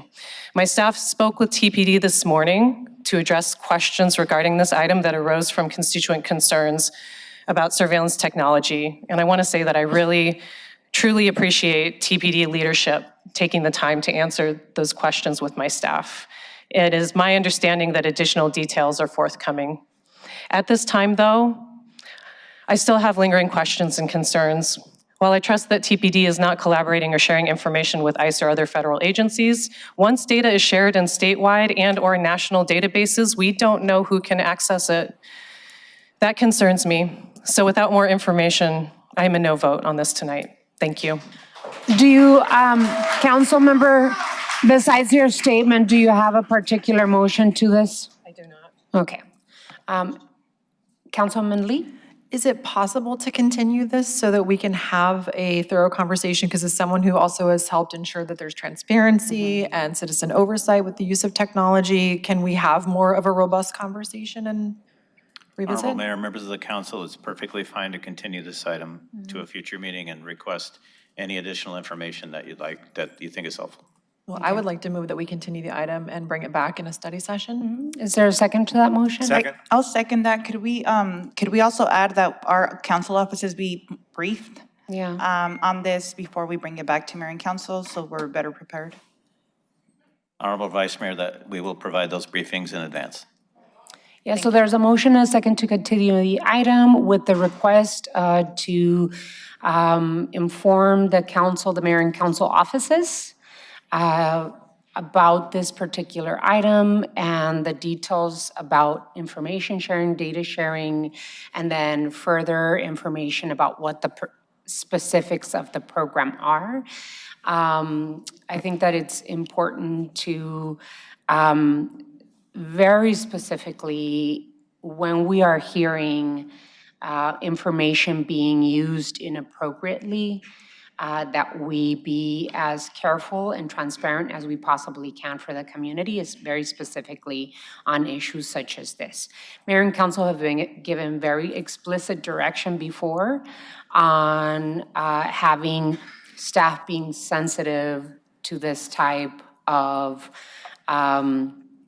agreements with either the federal government or state government on issues of data sharing. I know that, Roy, you have your mic up, so did you want to add? Thank you, Honorable Mayor, members of council. We just wanted to get a specific date. When you wanted to bring it back, I think we're talking 60 days, is that? Does that work for the mayor and council? That's okay. I mean, if that's appropriate for our staff to be able to bring it back. And I think it's important for council offices and the mayor's office to be able to give input and feedback on any time that we're signing an agreement for either a grant or an intergovernmental agreement with another state or federal agency. All righty, any further discussion? Mayor, I would just Councilman. question, is this something that the IAPC, the committee, the Citizen Oversight Committee, could take a look at this agreement as well? Honorable Mayor, members of the council, that is one of the primary functions of the IAPC. Okay, so the citizens of the community can take a look at it. Okay. All righty, any other questions, comments? We need to read the resolution number. Resolution number 24161 relating to Tucson Police Department intergovernmental agreements, approving and authorizing the Chief of Police's execution of an intergovernmental agreement between the City of Tucson on behalf of the Tucson Police Department and the State of Arizona on behalf of the Arizona Department of Public Safety for the Tucson Police Department's continued participation in the Arizona Vehicle Theft Task Force. Okay. And So declaring an emergency. there is a motion and a second. To postpone for 60 days? And also brief And to brief council? mayor and council offices, and then send this to our Citizens Accountability Commission. Okay. Good? Yes, thank you. Do we need a roll call? Yes, please. There is a motion and a second. Let's go to roll call. Councilwoman Lee? Aye. Councilmember Dahl? Aye. Councilmember Barajas? Aye. Councilmember Schubert? Aye. Councilmember Cunningham? Aye. Vice Mayor Santa Cruz? Aye. Mayor Romero? Aye. Motion passes on a vote of 7-0. Okay. Now we move on to the additional item. Item L, lease agreement with Tucson School for the Blind LLC, TSFB, to occupy the third floor at 149 North South Avenue, Stone Avenue, consisting of approximately 4,000 rentable square feet. Real estate service request number 2026-278, RP 2200. Vice Mayor, you're the one that removed this from the consent agenda. Yes, thank you, Mayor. I just wanted to take an opportunity to uplift the work of Executive Director Kate Skelly and her team and congratulate them on opening of the Tucson School for the Blind. When the Arizona School for the Deaf and Blind announced earlier this year that they would be closing the historic campus, she immediately leapt into action to create a new school right here in our downtown. We know that our blind students would no longer be served for the Arizona School for the Deaf and Blind, and she wanted to make sure that we continue to serve our Tucson residents. And so I'm really proud and appreciative of all their work, and I'm honored to have them continue in Ward 1. So with that, Mayor, I move that we pass and adopt. There's a motion. There's a motion and a second. Any further discussion on this item? Councilmember Cunningham. I pulled this one too. I want to thank my team, Chris Desborough and Director Scally, for getting this all done. This was really important. I was actually at the graduation, the last graduation for the Arizona School for the Deaf and Blind this year, and it was a bittersweet moment. So the fact that we get to continue a school for the blind here in Tucson is pretty special. Thanks to Ward 1 for getting it all done. All righty, any others? Okay, hearing none, let's read the resolution and then roll call. Ordinance number 12270 relating to real property, authorizing and approving the lease agreement between the Tucson School for the Blind LLC, TSFB, and the City of Tucson to occupy the third floor at 149 North Stone Avenue and declaring an emergency. Vice Mayor Santa Cruz? Aye. Councilmember Cunningham? Aye. Councilmember Barajas? Aye. Councilmember Schubert? Aye. Councilmember Dahl? Aye. Councilwoman Lee? Aye. Mayor Romero? Aye. Item passes by a vote of 7-0. And the next item? Item M, purchase of approximately 10 acres of vacant land from Tucson Unified School District for future Ridgeside Park. Councilmember Cunningham, this is your item. Our office has referred to this, these 10 acres as the Ridgeside parcel for many years, and I'm happy that the City of Tucson will now own it in order to preserve it as open space and a natural resource park. This goes back to the Meritage zoning agreement from about 5 years ago, the Houghton Reserve Agreement, and it was set up with collaboration with all the surrounding neighborhoods. It's an example of how cluster development and use of open space can be preserved. Not only that, the money that we're purchasing with it was paid for by one fraction of the impact fees it generated, and moreover, TUSD is reinvesting those impact fees into school improvements on the east side. So it was a win for everybody.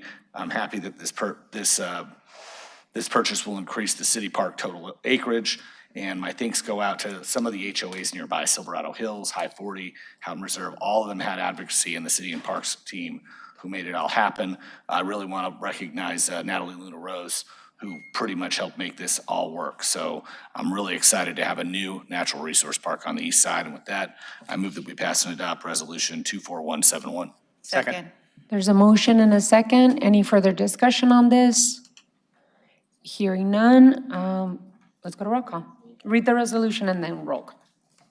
Resolution number 2417 relating to real property authorizing the acquisition of approximately 10 acres of vacant land from Tucson Unified School District for future Ridgeside Park and declaring an emergency. Councilmember Cunningham? Aye. Councilmember Dahl? Aye. Councilwoman Lee? Aye. Councilmember Schubert? Aye. Councilmember Barajas? Aye. Vice Mayor Santa Cruz? Aye. Mayor Romero? Aye. Item passes by a vote of 7-0. And our next item? Item N, conveyance of city-owned property to the United States Air Force, RP 3489. Alrighty, and this item was removed from the consent agenda by Councilmember Schubert. Thank you, Madam Mayor, members of the council, everybody who's here tonight. I wanted to pull this item because I think there is a larger question here that deserves acknowledgement before we treat this simply as a routine property conveyance. Raytheon is enormously important to Tucson's economy. It provides thousands of good-paying jobs, supports families throughout the region, and has been part of Tucson's economic landscape for generations. The people who work there are our constituents, our neighbors, and our family members. Their livelihoods and their economic security matter. And at the same time, I think we should be willing to acknowledge the cognitive dissonance inherent in describing the expansion of the defense industry solely through the language of economic development. What is produced at Raytheon is not an ordinary consumer product. It includes weapons designed for warfare. Those weapons become part of American foreign policy, and some are ultimately used in conflicts where civilians experience tremendous suffering, even in what can be described as acts of defense. Both of those realities can be true at the same time. Tucson can benefit enormously from Raytheon's presence, and we can also wrestle honestly with what it means for our community to benefit economically from the production of weapons. I don't think that acknowledging the contradiction is an indictment of the people who work at Raytheon. Individual workers are no more responsible for American foreign policy than the rest of us.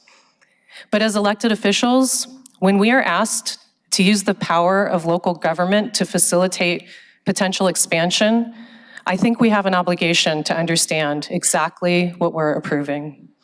This property was acquired years ago specifically to provide a buffer and accommodate the possibility of future expansion. So I also recognize that today's council inherited decisions and commitments made long before this item appeared on our agenda. That is why I want to understand whether the action before us today is simply fulfilling an existing city obligation, or whether Mayor and Council is being asked to make a new discretionary decision to facilitate additional expansion. Because if we believe the consequences of American military power deserve moral scrutiny abroad, then we should at least be willing to apply some of that same scrutiny when the infrastructure supporting that system appears on our own consent agenda at home. That doesn't give us an easy answer. But I don't think our responsibility as elected officials is always to find an easy answer. Sometimes it is simply to see the contradiction clearly, ask what power we actually have in this moment, and make our decision with our eyes open. Madam Mayor and members of the council, I also have some questions that I would want to ask before we go to a vote. Absolutely. Do you have a motion, though? Do you want to start discussion? I can read the resolution if you'd like. Or can you read the resolution? And I just want to make sure that we have an opportunity to ask questions. So read the resolution and It, and Your then we Honor, can go, and then we can go to questions. I have a point of procedure that I'd like to make. Is it possible that we can make a motion and open the debate? Make the motion to open the debate. Let's make the motion to open the debate. Okay. I don't want to have this discussion. And that's the procedure that we need to follow. So, but we need to read the resolution number. Resolution number 24165, relating to real property, approving the conveyance of property to the United States, acting through the Department of the Air Force to prevent encroachment upon and encourage further development of the Air Force plant. Alrighty, so resolution's read, and is there a motion on the floor? I move that we open the debate for this and discussion for this specific resolution. Okay, that is not, that's not a motion. We have two options, right? We can have questions to our city manager and city staff, and then we can go into a motion in a second, and then further discussion. We did this the last time, so let's do it the same again. So we can open up with questions and then move a motion if we need to. So, Councilmember Schubert, you want to start with your questions? Thank you, and sorry to make things confusing. That's okay. What discretion does mayor and council actually have today? Does the 2016 agreement obligate us as the city to convey parcel H upon request? Or do we retain the legal authority to decline? Should I ask all of them first or wait after each one? No, I think it's important to get an answer. Thank you, Honorable Mayor, Member Schubert, Councilmember Schubert. The agreement contemplates that, and I think it's appropriate to give just a little bit of history. So the 1995 pre-annexation agreement had some relatively neutral language about Hughes and bringing the Hughes property into the city. That was amended in 2009. The 2009 amendment is where we developed the incentive agreement that sort of is the fund for this acquisition that we're talking about today. In that particular amendment, in 2009, the city agreed with Raytheon that they would take the fees from their use taxes and the difference between their use taxes if they weren't annexed and their use taxes as annexed, and put that along with their differential electricity taxes as well into a specific fund to acquire this parcel. That fund is what we used to pay for the parcel when we acquired it. So in any case, I would always say the mayor and council has discretion, but in this particular case, the funds that we used were tied to that parcel. So if we did not provide that parcel to Raytheon, we would have to pay that money back. So if I can jump in, because I want to follow on that same thread of questioning. So did those funds come from the general fund, or were they produced by Raytheon? No, they were produced by that differential tax rate that I just described, and those are not general funds. That's a special fund coming out of that annexation agreement that only applies for that particular purchase. Okay, go ahead. And sorry, how much was that?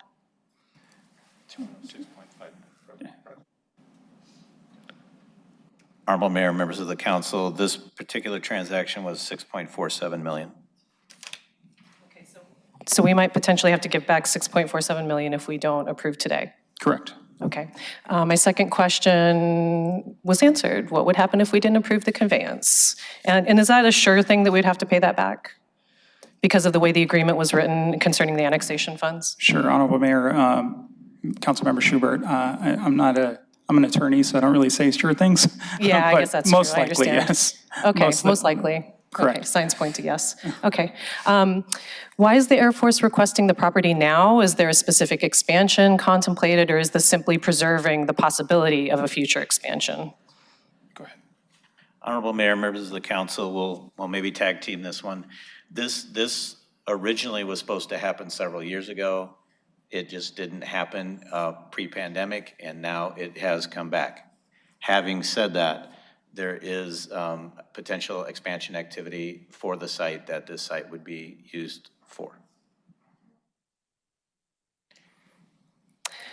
if I can jump in, just for specifics, the original amendment or the original contemplation of the purchase of this land occurred in 2016.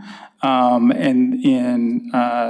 the time, it was intended that that parcel would become available in 3 years from that point, so it'd be 2019. 2019, it didn't happen, for some obvious reasons.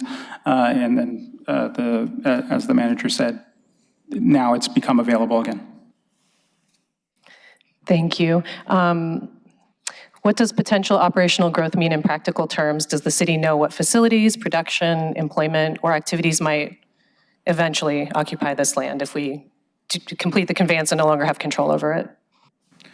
Honorable Mayor, members of the council, we know that any expansion would be related to the business of RTX/Raytheon. I will answer the question you haven't asked yet, but maybe you're planning to ask is this a data center? The answer to that is no, because that's some of the question that's in the community and that I'm aware of, but this would be related to their current types of products and production that they do. Thank you. A follow-up question about potentially paying back $6.47 million. Would that get paid to Raytheon or would it be returned to the annexation fund? Honorable Mayor, members of council, Councilmember Schubert, it's a little bit complicated just because it goes into that fund, and so that fund will continue until we complete this transaction. So one of the things to recall is that in the agreement, the acquisition of this property actually terminates that differential tax rate that goes into that fund. So once this transaction is completed, that fund no longer exists, and then we begin to collect our full tax amount from Raytheon at that point. Right, because there wouldn't be a differential anymore. Okay. Correct. City manager kind of answered this already, but is the anticipated growth specifically connected to weapons or missile production? If so, does the city know which programs or production activities? The staff memo doesn't provide that information, and there was an article on the front page of the Daily Star today that references Raytheon receiving a $23 billion contract for Tomahawk missile production from the federal government.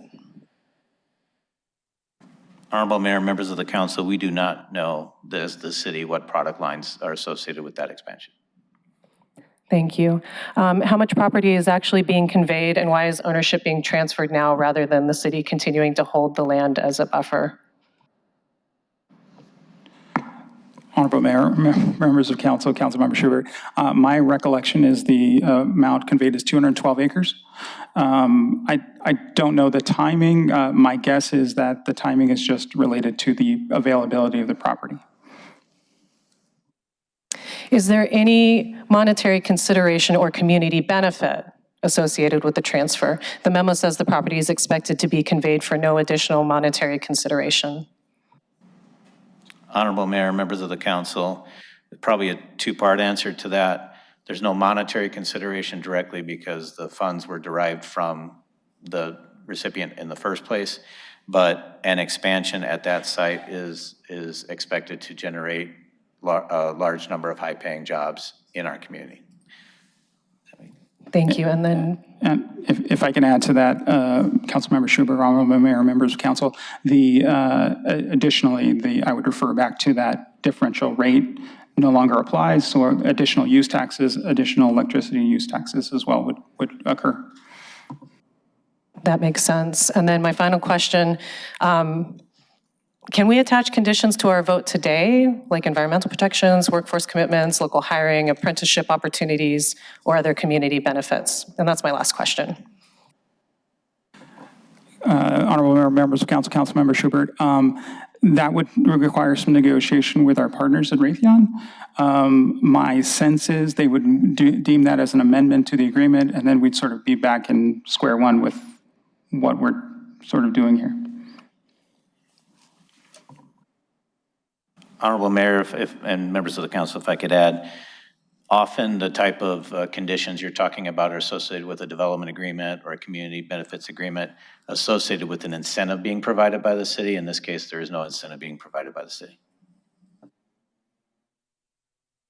Any other questions? Vice Mayor and then Councilmember Cunningham. I have a clarifying question for this differential utility tax, this fund. Had they been not putting it in this separate pot of money, would that have been going to the general fund? Vice Mayor, members of council, honorable mayor, if I understand the question correctly, if the fund didn't exist, would the money be coming into the general fund? Yes. Okay, so. But it wouldn't be in the city at that point because we haven't annexed it yet. Okay. Does Raytheon pay property taxes? Honorable Mayor, members of council, Vice Mayor, the property that is there are multiple levels of property that are related to Raytheon. The federal property does not pay property taxes because it's federal property. It's the same with Pima County property. They don't pay us property taxes. There is a small portion of the area, I believe, is still within city control, and that doesn't pay us property taxes because it's ours. So this section that we would be kind of passing on to them, would that also like not generate property taxes for us? Once it goes to them and it's owned by a private entity and it's not owned by the federal government, it would pay property taxes. All right. I'm curious too with these agreements, like this pre-annexation agreement from 2009 and then this conversation again in 2016, if there can be time limits when we go into these agreements, because over time the governing bodies change and the priorities change. Because I would like, we had this discussion last year and we're talking about data centers, like how do we have an economic development strategy that's moving away from like the business of war and extraction and bringing in more life-affirming industries into the city of Tucson. So it would just be helpful that we don't have these long-term agreements that we don't get to really have much of a say. Honorable Mayor, members of council, Vice Mayor, I agree that these long-term agreements are not as useful as they used to be. And I'm sure our office will take that advice. Any other questions? Councilmember Cunningham and then Councilmember Dahl. Just, I guess my question is, how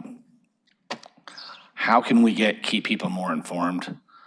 This went on consent, but it probably at least warranted a study session, and I want to know what the thinking was to not go there.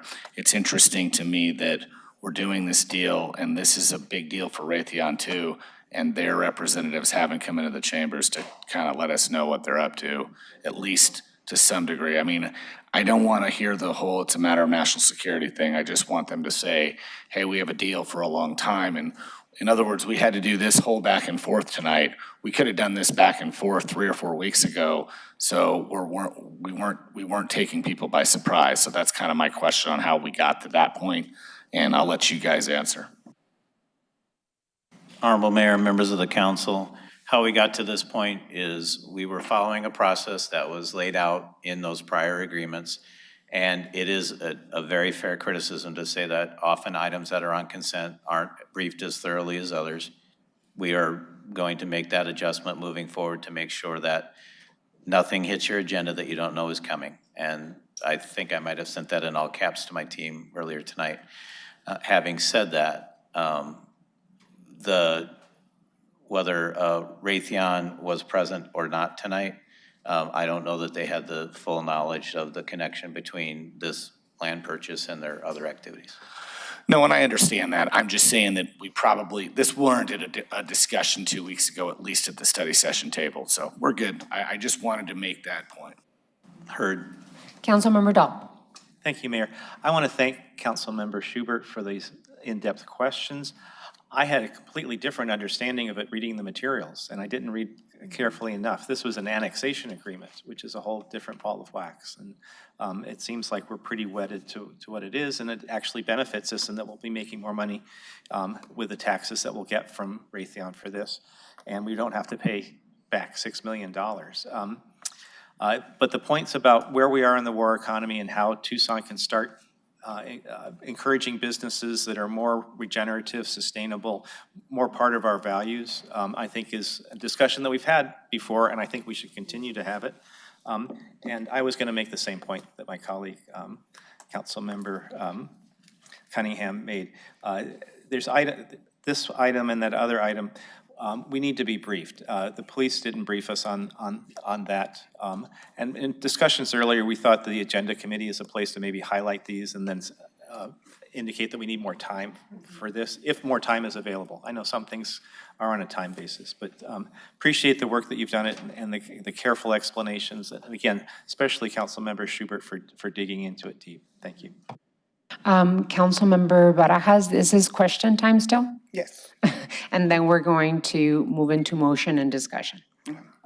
I know Raytheon is Tucson's largest employer and has strong connections with the University of Arizona, being the largest leaseholder at the U of A Tech Parks and along with the U of A's College of Engineering. Are there any other workforce development programs connected to Raytheon?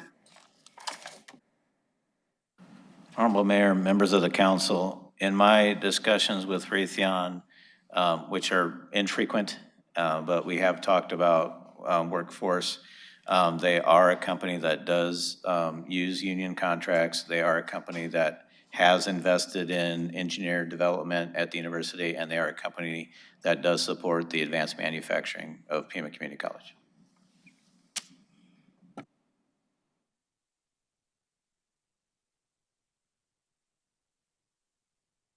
Alrighty, so for me, my questions are, where is this piece of the process? So in other words, what's next after this? And where can the mayor and council make sure that we do have any agreements that we can add living wages, union labor, and making sure that that Raytheon is a responsible corporate partner for our adjacent school districts and investments in the community. So where exactly are we in the process? What is this part of the process? Honorable Mayor, members of council, as I mentioned before, if this acquisition is approved, then the incentive portion of the agreement is now at an end. So we no longer have to provide them additional tax benefits. They no longer, we no longer accrue that amount for those mutual benefits. So it would be we'd sort of be starting that negotiation again, where we discuss with them how they exist in our community and how we can mutually benefit. Alrighty. I do have additional comments, but I know that if there's no additional questions, then what's the pleasure of the council in terms of direction? Madam Mayor, I move to approve item 7N. Second. So there's a motion and a second. Further discussion is at this moment. Councilwoman Lee? Thank you, Mayor. I just wanted to make sure I could state for the record, as I did during study session today, that I did also request to pull this item so that I could share that I declared a family conflict of interest, and I have recused myself from any and all conversations around this item, and I will be abstaining from the vote tonight. Any other additional discussion points? So I too want to reiterate how important it is to give the mayor and council an opportunity to have a study session and further discussion for the community, for the benefit of the community to understand. I know that Councilmember Schubert flagged it because a resident flagged it for us, concerned about the possibility of this being a data center.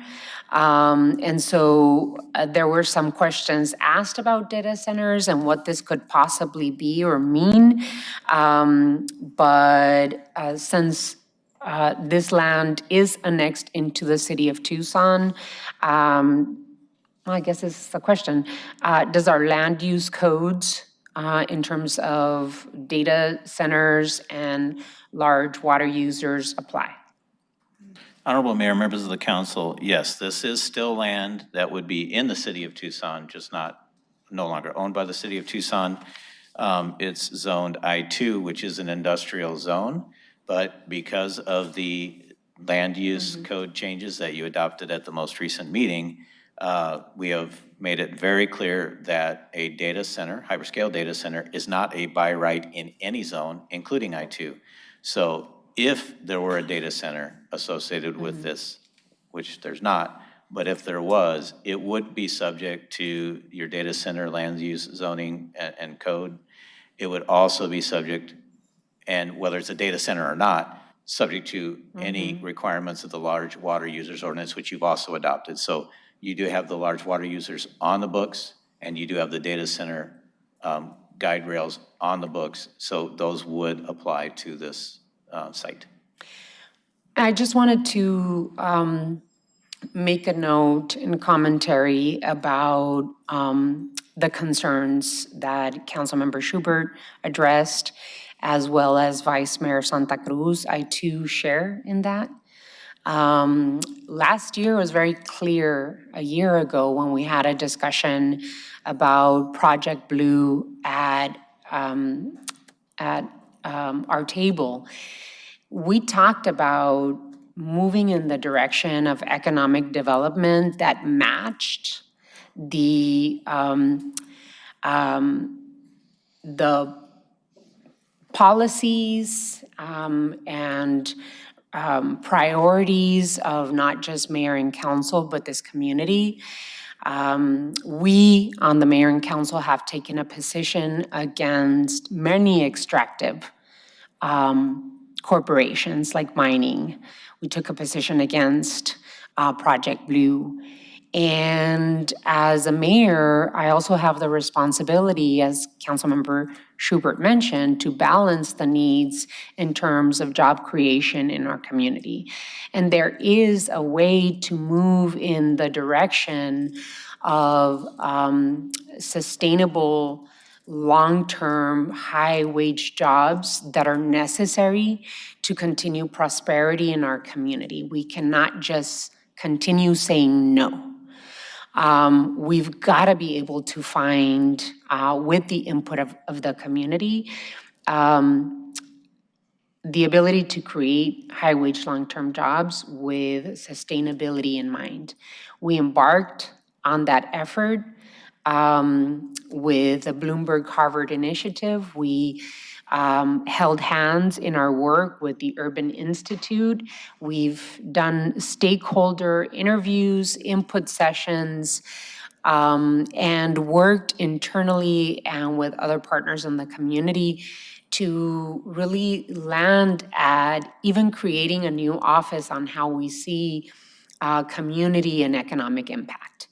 And in that office, because of the work and the input from the community, we have our sustainability office as well as our equity office and our economic initiatives office.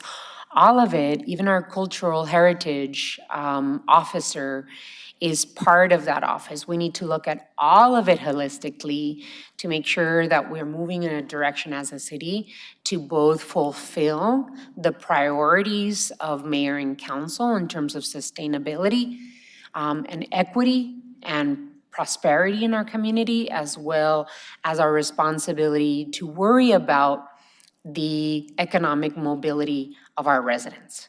And so it feels conflicting for me to have this in front of us because of the what it means to expand Raytheon. These are weapons of war.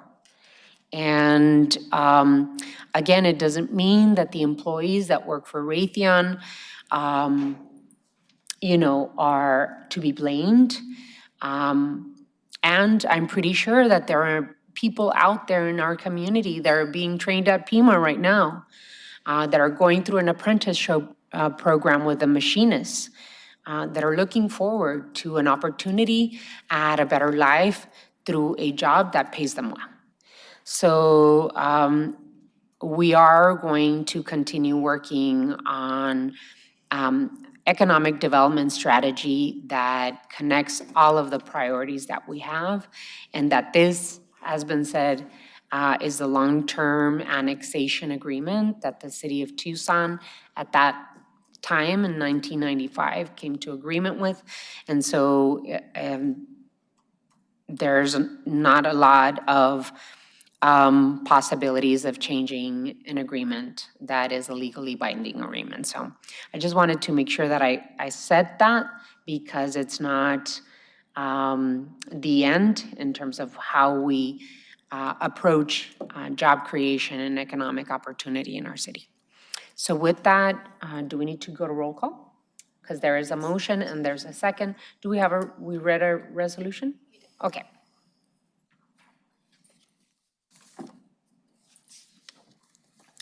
Councilmember Cunningham? Aye. Councilmember Barajas? Aye. Councilmember Dahl? Aye. Councilwoman Lee recused? Recused. Councilmember Schubert? Nay. Vice Mayor Santa Cruz? Nay. Mayor Romero? Aye. The item on the consent agenda is approved by a vote of 4-2 with 1 abstention. Right? One recusal. Okay. You can't abstain. Okay. 1 recusal. All righty. Thank you. Thank you. Anything else? Okay. All righty. So we move on to item 8. Item 8, public hearing, SD 0526000071, TC RES 042601972330 South 3rd Avenue, proposed demolition of historic residential garage with attached carport and construction of new accessory structure, Armory Park, Historic Preservation Zone. City Manager's communication number 232 dated August 18th is received into and made part of the record. This is a time and place legally advertised for a public hearing to obtain approval to demolish a historic residential garage with attached carport located at the rear of the lot at 3030 South 3rd Avenue for the purposes of constructing a new accessory structure with attached carport at the rear of the lot.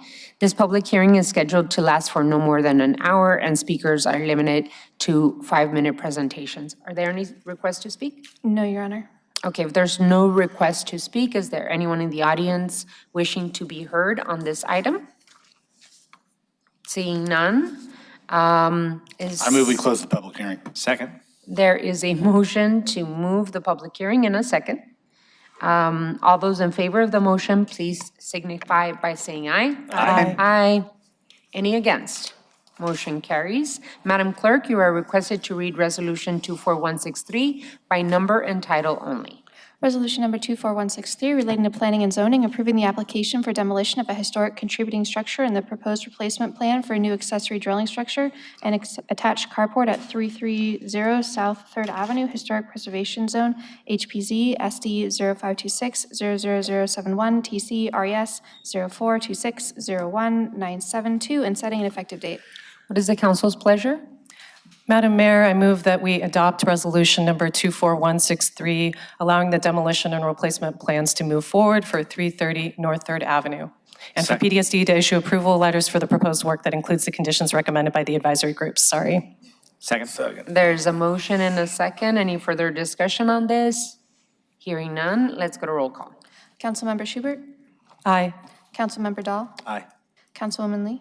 Aye. Councilmember Barajas? Aye. Councilmember Cunningham? Aye. Vice Mayor Santa Cruz? Aye. Mayor Romero? Aye. Resolution 24163 passes by a vote of 7-0. Item 9.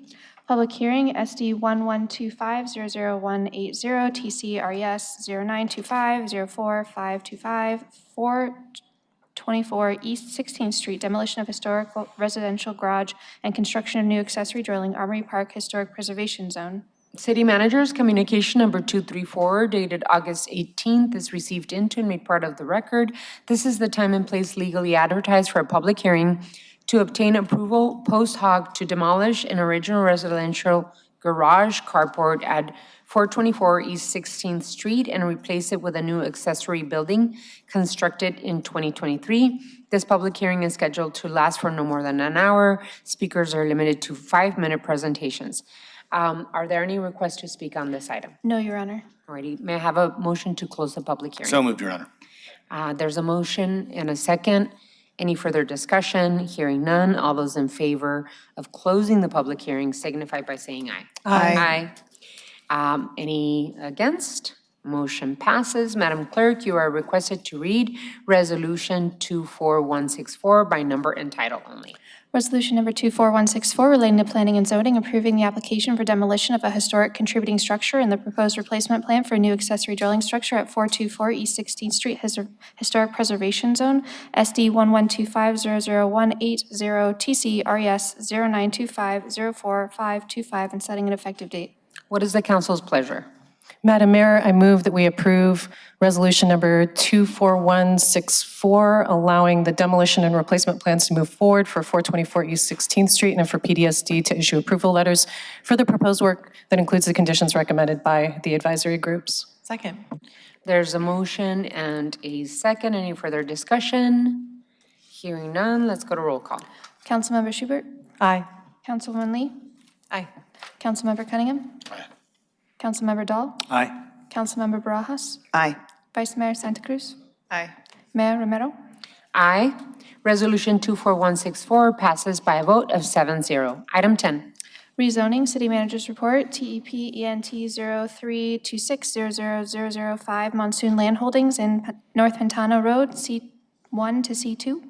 City Manager's Communication Number 228, dated August 18th, is received into and made part of the record. This is a request to rezone 1.11 acre parcel from C1 to C2 for the expanded development of an existing legal non-conforming automotive major service and repair facility. The rezoning will bring the site into compliance with the applicable Unified Development Code standards. The zoning examiner recommends authorization of zoning subject to certain conditions.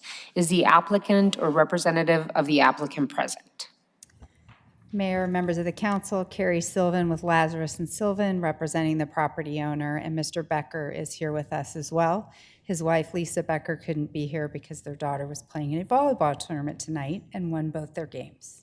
So Is the applicant agreeable to the proposed requirements? Yes, ma'am. Okay, thank you so much, Carrie. What is the council pleasure on this item? Your Honor, believe it or not, we are minusing a car wash.